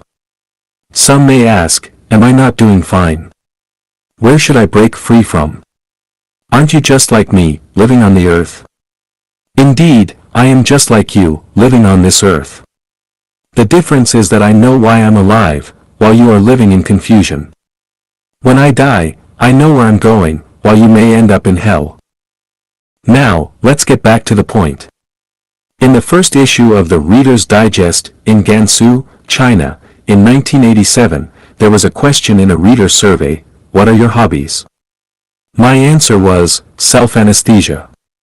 This statement appeared in another issue under the Report on the Reader's Survey Form section, with a comment. A reader pessimistically wrote, "Self-anesthesia." He made very pertinent comments on our publication while sharply criticizing certain social phenomena. He did not sign his name. Self-anesthesia is probably just self-deprecation. He is actively contemplating and feeling the responsibility on his shoulders. Why did I choose self-anesthesia? Because I found that this world is upside down. People live upside down, and everything they see is inverted. The opportunity that triggered such thinking for me was in 1982 when I was generating electricity in the Chilean mountains at an altitude of nearly 4,000 meters. I had altitude sickness, with my heart beating 120 times per minute. I often had headaches, felt weak all over, and had to stop and catch my breath after walking a few steps. I choked while eating, and 2 months later, my nails started to indent. I raised my difficulties to the leadership, hoping to be transferred to the temporary workshop below the mountain. At that time, Dr. Lee, who later committed suicide, from the team also helped me plead with the leadership, but the answer I got was, "This is the arrangement of the organization, and the revolutionary work needs it. Other places are already full, and you only have this position." At that time, the leader who had previously worked as a laborer and later became a political instructor stabbed me, saying, "You have no sense to appreciate favors." Helpless, I thought of running away, but to my surprise, all the drivers entering the mountain didn't let me hitchhike. It turned out that there was a rule that drivers were not allowed to take people out of the mountain without the permission of the leadership. I thought about walking out, but it was not easy. Trucks from Human City, where Iron Man Wong Jinsi had worked, would take nearly 7 hours of bumpy driving to reach our work site.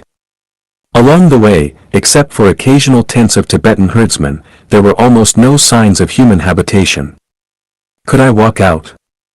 I realized that I must have incurred this ordeal because I had offended the brigade leader. Understanding this, I felt relieved. My first thought at the time was, to save myself. I thought, if grass can grow on the mountain, it must have the ability to withstand the cold. So, I began to look for edible grass. Fortunately, there was a wild onion on the mountain that looked like garlic and tasted like onions.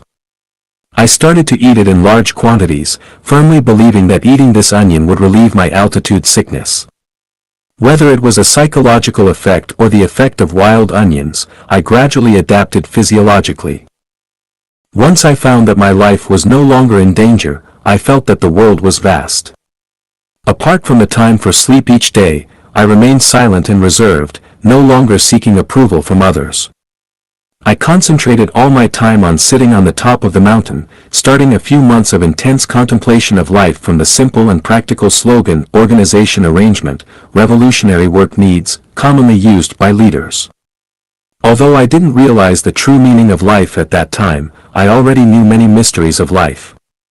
The mystery is to look at the world and life in reverse, using reverse thinking to understand the connotations and extensions of things and phenomena. For example, organization arrangement, revolutionary work needs, can be understood as personal arrangement, leadership needs, labor is most glorious, is interpreted as being an official is most glorious, model worker is seen as ignorant model, three goods becomes three bads, advanced individual transforms into brainless individual, moving closer to the organization signifies moving closer to the leadership, revolution equates to deprivation, obeying the organizations. Arrangement implies suppressing one's own personality, reactionary individual may represent thoughtful individual, good comrade might signify someone who doesn't adhere to principles, and mischievous person could indicate someone with some talent, and so on. Outwardly, I went with the flow, following nature, trying to maintain harmony with people and leaders as much as possible. Sometimes, I also showed off and competed for excellence or the three goods, but inwardly, I didn't care about the people and things around me at all. But all this couldn't be discussed with people. Everyone was busy chasing colorful bubbles, and they didn't understand what I was talking about. I thought it was better to self-anesthetize first. For years before going abroad, when I was still a middle school teacher, Mr. Li Zhenrui, the director of the Lanzhou Information Office, asked me to contract his office. I wrote to him, telling him that I wanted to go abroad first. Because my thoughts at the time were out of sync with the times and the surrounding environment, and I was afraid of becoming a frog at the bottom of the well, I could only leave my homeland, go to a foreign country, and breathe different air to verify the correctness and universality of my thinking. Today, my ability to write Life a Genuine abroad is the result of unconventional thinking. Some may perceive it as mere good fortune, but in truth, it was a deliberate plan on my part. However, don't mistake it for scheming, I'm simply employing unconventional thinking and the principle of non-action, Wu Wei. Who can predict what will happen to themselves 4 or 5 years from now? Probably 90% of people can't do it. After descending the mountain, I set aside orthodox works like Marxist-Leninist writings and Mao Zedong's selected works, and instead delved into the thoughts of Sakyamuni and Laozi to experience their thinking. Then I studied the I Ching, Book of Changes, Bagua, 8 Trigrams, Chimen Duanjia, the art of becoming invisible Taoist magic, palmistry, chiromancy, astrology, feng shui, 8 characters divination, solar term picking, yin and yang 5 elements, name mysteries, Huangdi Neijing, Yellow Emperor's inner canon, and basic traditional Chinese medicine, among others, which are considered by some to be superstitious or unorthodox. I also scrutinized Maslow's hierarchy of needs theory, Freud's psychoanalytic theory, and Nietzsche's philosophy of the Übermensch. None of the above fully answered my questions. After that, I worked as a translator, a truck driver, a salesperson, a street vendor, a shopkeeper, a nightclub manager, a restaurant owner, a fast food operator, and a bartender in a foreign country, using real-life experiences to verify my insights and experienced the ups and downs of life. Apart to my experiences abroad, I worked as a farmer, a construction worker, a cargo handler, a clerk, an accountant, a party branch secretary, a cultural propaganda team instructor in a commune, a fitter, a welder, a car mechanic, an electrician, a high school teacher, a department clerk in an office, and an office director after going into business. In my childhood, I herded sheep for several years. I picked wild vegetables and cleaned up dung. I scavenged for scrap and sold fruit in a county town. I visited villages and households to sell vinegar. Additionally, I caught pigeons and smashed bird nests. I raised squirrels and used a bamboo basket to catch fish by the Yellow River. Furthermore, I picked wild vegetables and flowers in the mountains for cooking. I participated in various forms of gambling, including 5 dragons, 10 and a half, coin flipping, dice throwing, drawing the 9 tiles, mahjong, blackjack, and roulette. I also smoked, drank, to the point of causing stomach bleeding, and used opium, for pain relief. I started dating at the age of 13 and was publicly criticized and warned by the school principal at a school-wide assembly, ridiculed, mocked by classmates, almost dropped out of school, and served as a Red Guard platoon leader during the Cultural Revolution, where I was beaten, resulting in a nosebleed, betrayed by colleagues, deceived by respected individuals, and cheated and extorted by international criminal organization. In 1960, I almost starved to death, nearly drowned while swimming in the Yellow River, almost got bitten to death by a snake on the mountains of Bindura district in Zimbabwe, and narrowly avoided rolling down a hill in Mutare district in Zimbabwe due to a car accident. The highest-ranking person I ever came into contact with was Prime Minister Zhu Rongji. Our interaction was limited to a handshake, and he simply said, "Hello," to which I replied, "Hello," and that was it. Next was the Minister of Posts and Telecommunications of Zimbabwe, who also served as the chairman of an international organization. I rented his villa for 3 years. During my time abroad, I worked with an American, 2 Botswana nationals, several Zimbabweans for over 6 months, and had extensive business dealings with many Indians, Pakistanis, and a few South Koreans, British, and Portuguese. I spent a considerable amount of time studying, chatting, dining, and going on outings with British and Portuguese individuals. I also established a good friendship with a Brazilian family in Mozambique. I spent 6 months reading through Mao Zedong's selected works volumes 1 to 5 at the party school, and also studied popular science literature volumes 1 to 4. I spent 6 months reading through Mao Zedong's selected works volumes 1 to 5 at the party school, and also studied popular science literature volumes 1 to 4.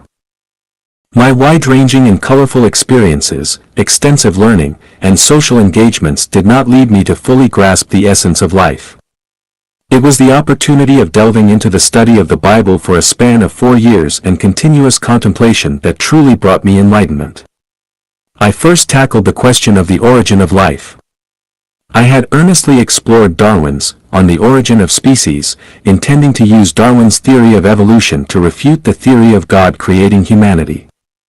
However, the results of my investigation, comprising tens of thousands of staggering facts, led me to completely overturn Darwin's theory. I came to a profound realization that Darwin merely scratched the surface on the question of the origin of life and fundamentally failed to grasp the essence of life. Richard Dawkins' theory regarding the origin of life from water was pure nonsense. Fortunately, Darwin and Richard were individuals with scientific acumen and self-awareness. Darwin admitted that the initial forms of life may have been created by God, while Richard advised people to regard their theories as hypotheses or scientific fantasies. Unfortunately, most people mistake conjecture for certainty, using the ambiguous theories of Darwin and Richard to deny the indisputable fact of God creating life. In doing so, they close the door to wisdom, leaving generations to wander outside the treasury of true understanding. The treasury of wisdom refers to entering a higher level of thinking, which is the state of mind described by Buddha Shakyamuni as abiding nowhere and generating the mind. It is also the kind of thinking advocated by us communists as seeking truth from facts. Of course, many communists say one thing and do another, which is another matter. It is to enter the universe's way of thinking scientifically, devoutly, selflessly, and non-actionably, entering the way of thinking of Jesus, Buddha Shakyamuni, and Laozi, entering the thinking of the greatest creator, and in this way, to understand the universe, life, and the things that are invisible to the naked eye, inaudible to the ear, and imperceptible to the body, but still affect the material world. To validate that one has entered this advanced thinking state, there is a very obvious change that everyone can try. Our usual dreams are mainly in black and white, and the scenes, emotions, and people we encounter in dreams are closely related to our real life and the world. However, when we enter an advanced thinking state, our dreams are different from before. The majority of our dreams become colorful, and the people encountered in dreams are ones we have never thought of or seen before. The environments in dreams are unimaginable, some are horrifying, and some are incredibly beautiful. As our thinking delves deeper, the mysteries of the universe will unfold one by one before us, and the 36-dimensional spaces will appear clearly. We will discover that we possess many extraordinary abilities, soaring through the clouds, walking on water, passing through walls, becoming invisible, flying, and more. Here, I raise the issue of time once again. We typically think that a matter of seconds is just a snap of the fingers, but within this mere instant, we can experience intricate events in our dreams, and even enjoy a long passage of time. We transcend time that cannot be measured in space that is infinite. The original title of my book is Trip of Transcending Time and Space, and I hope everyone can grasp the mysteries within it. Well, that's the journey of my unconventional thinking. Whether you believe it or not, it's up to you to ponder. Unconventional thinking is the best way to explore the mysteries of the universe and find the true meaning of life. As long as we proceed step by step, we will eventually enter a vast world. At that time, we will be amazed to discover the essence of the universe and the mysteries of life. We will be excited about the beautiful celestial realm of the afterlife and will love life and humanity even more, cherishing the present life more than ever. The purpose of unconventional thinking is to explore the mysteries of the universe, the role and value of time and space. Let's now move on to the second chapter of Life Chanyuan, the Universe, Time and Space chapter, to explore its mysteries. 1.8. 18 Items of Unconventional Thinking. Xiefeng. October 8, 2005. Translation edited by Chino. There is no absolutely closed space. Time does not exist. Everyone is a cell of the greatest creator. Going straight forward, one will return to the origin. You can put on your shoes first and then your socks. Rotating 360 degrees, one cannot return to the origin. Stones can also cross rivers. Life is not life, but death. Death is not death, but life. Parallel lines can intersect. What the eyes see is not real. Human beings cannot manage themselves well. Man has no original sin, only primitivity. Consciousness determines everything. Paradise exists in every possible way. Truth and falsehood, good and evil, beauty and ugliness, love and hatred coexist with each other. There is no absolute truth, goodness, beauty, and love, nor absolute falsehood, evil, ugliness and hatred. What the brain can imagine is real. The more you possess, the more you lose. People can live completely in consciousness. Entering life a genuine without new content may disappoint visitors. Today, I don't feel like writing an article, so let's just piece something together and consider it plain water to drink. Between 2 points the straight line is the longest and the curved one is the shortest. Xiefeng. April 25, 2007. Translation edited by Chino.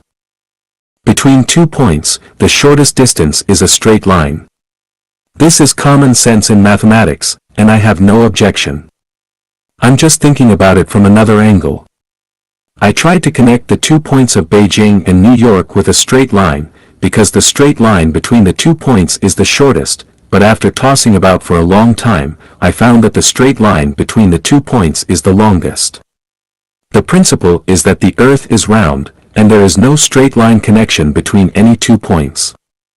Once you want to connect with a straight line, the connection must go straight out along the tangent, and it is difficult to connect with another point. Only a curved connection represents the shortest distance. I took a Coca-Cola bottle and marked 2 points on its surface and tried to connect the 2 points with a straight line but failed. The result still proved that the straight line between the 2 points was the longest, and the curve was the shortest. As a result of various thinking and experiments, it is found at the conclusion that the straight line between 2 points is the shortest only holds true in two-dimensional space, and beyond the two-dimensional plane, this conclusion becomes invalid. In addition, this conclusion is valid in theory, but not in practice. That is to say, 2 points that are not in the same dimension cannot be connected by a straight line. The more you want to use a straight line to connect, the farther the distance will be. At the same time, what is correct in theory cannot be applied in practice. What will be the result of extending this discovery to other fields? In the field of thought, 2 points cannot be connected by a straight line. For example, the thoughts of Jesus, Buddha, Laozi, Muhammad, Marx, Lenin, Mao Zedong, Osho, Seth, etc., represent points that cannot be linearly linked. The shortest distance is a curved line. In the social field, such as the systems of the United States and China, there is no straight line between these 2 points, the shortest is only the curved one.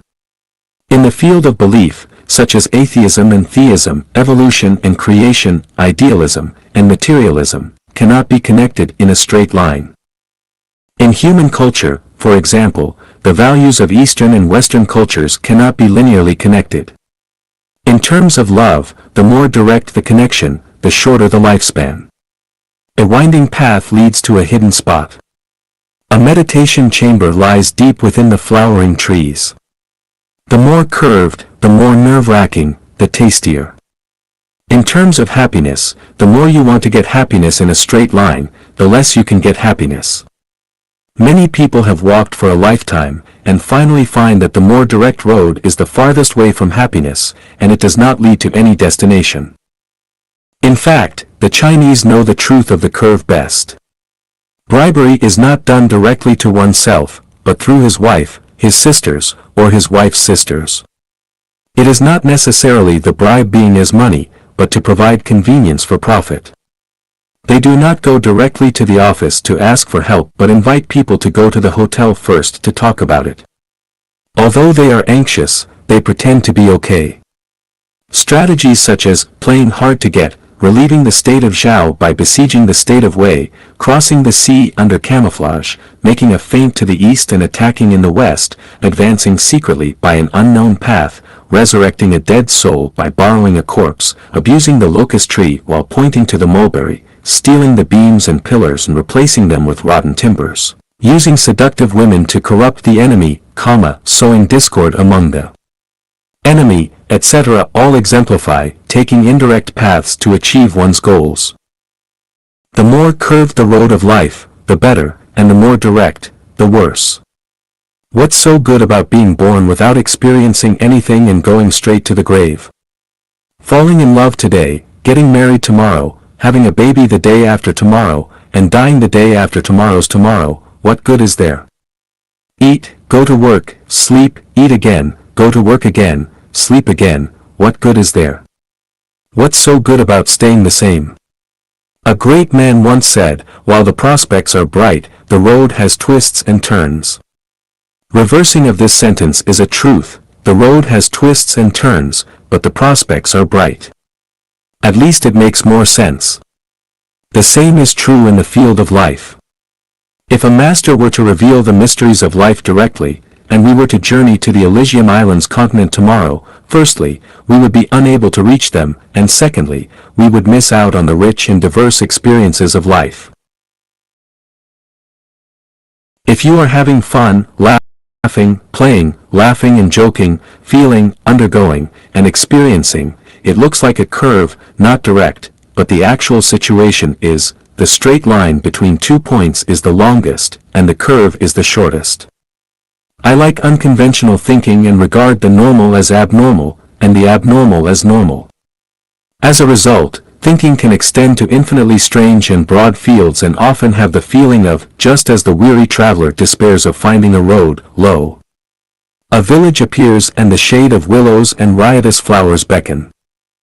Often think from a different perspective. Often look at things upside down. This enlivens your spirit. He. Between 2 points the straight line is the longest and the curved one is the shortest. Xiefeng. April 25, 2007. Translation edited by Chino. Between 2 points, the shortest distance is a straight line. This is common sense in mathematics, and I have no objection. I'm just thinking about it from another angle. I tried to connect the 2 points of Beijing and New York with a straight line, because the straight line between the 2 points is the shortest, but after tossing about for a long time, I found that the straight line between the 2 points is the longest.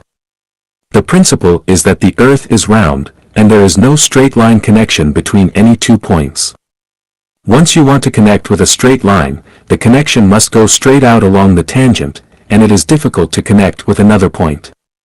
Only a curved connection represents the shortest distance. I took a Coca-Cola bottle and marked 2 points on its surface and tried to connect the 2 points with a straight line but failed. The result still proved that the straight line between the 2 points was the longest, and the curve was the shortest. As a result of various thinking and experiments, it is found at the conclusion that the straight line between 2 points is the shortest only holds true in two-dimensional space, and beyond the two-dimensional plane, this conclusion becomes invalid. In addition, this conclusion is valid in theory, but not in practice. That is to say, 2 points that are not in the same dimension cannot be connected by a straight line. The more you want to use a straight line to connect, the farther the distance will be. At the same time, what is correct in theory cannot be applied in practice. What will be the result of extending this discovery to other fields? In the field of thought, 2 points cannot be connected by a straight line. For example, the thoughts of Jesus, Buddha, Laozi, Muhammad, Marx, Lenin, Mao Zedong, Osho, Seth, etc., represent points that cannot be linearly linked. The shortest distance is a curved line. In the social field, such as the systems of the United States and China, there is no straight line between these 2 points, the shortest is only the curved one. In the field of belief, such as atheism and theism, evolution and creation, idealism, and materialism, cannot be connected in a straight line. In human culture, for example, the values of Eastern and Western cultures cannot be linearly connected.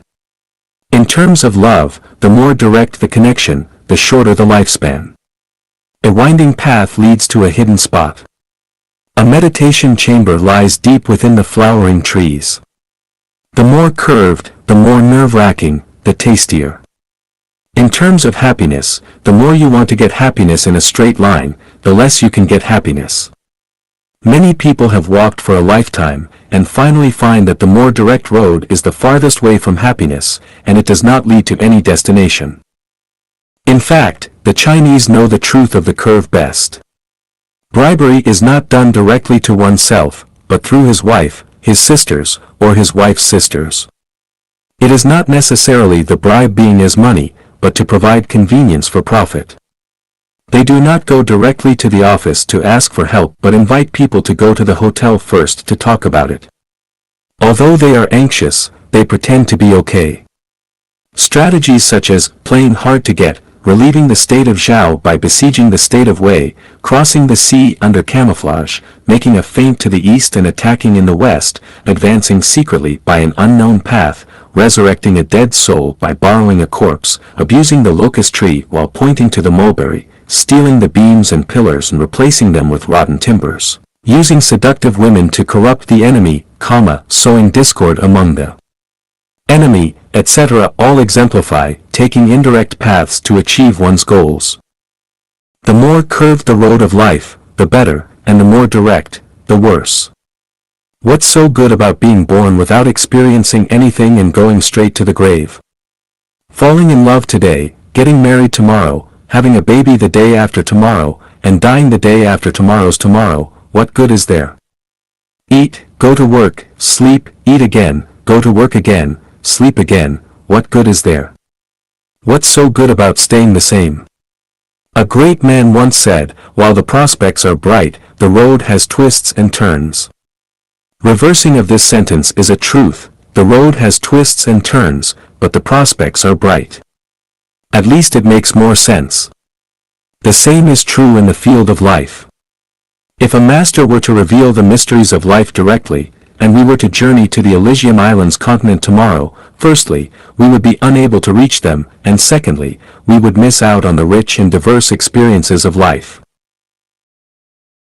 If you are having fun, laughing, playing, laughing and joking, feeling, undergoing, and experiencing, it looks like a curve, not direct, but the actual situation is, the straight line between 2 points is the longest, and the curve is the shortest.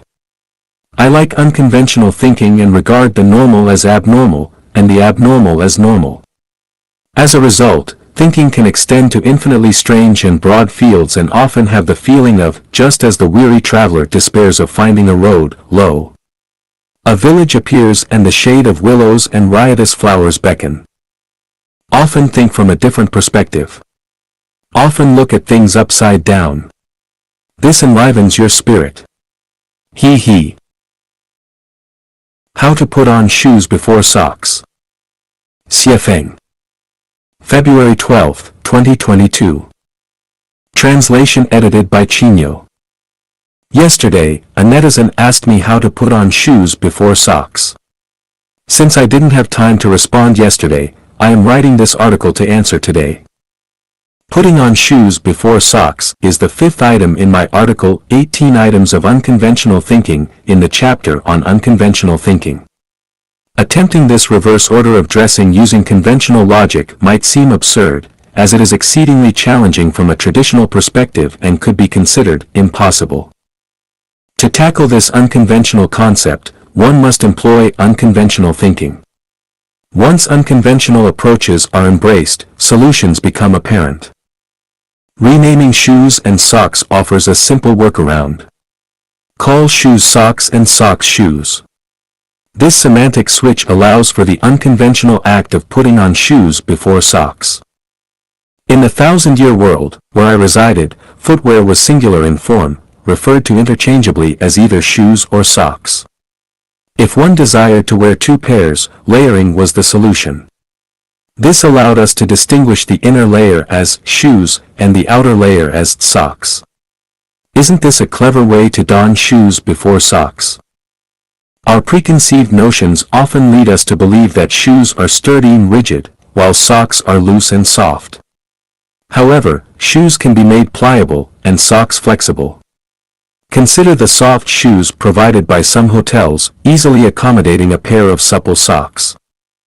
Must shoes be indivisible? Detachable shoe designs offer an alternative. Don the shoes first, then unzip the instep to open the shoe upper, allowing for sock insertion. Close the upper and zip up the zipper.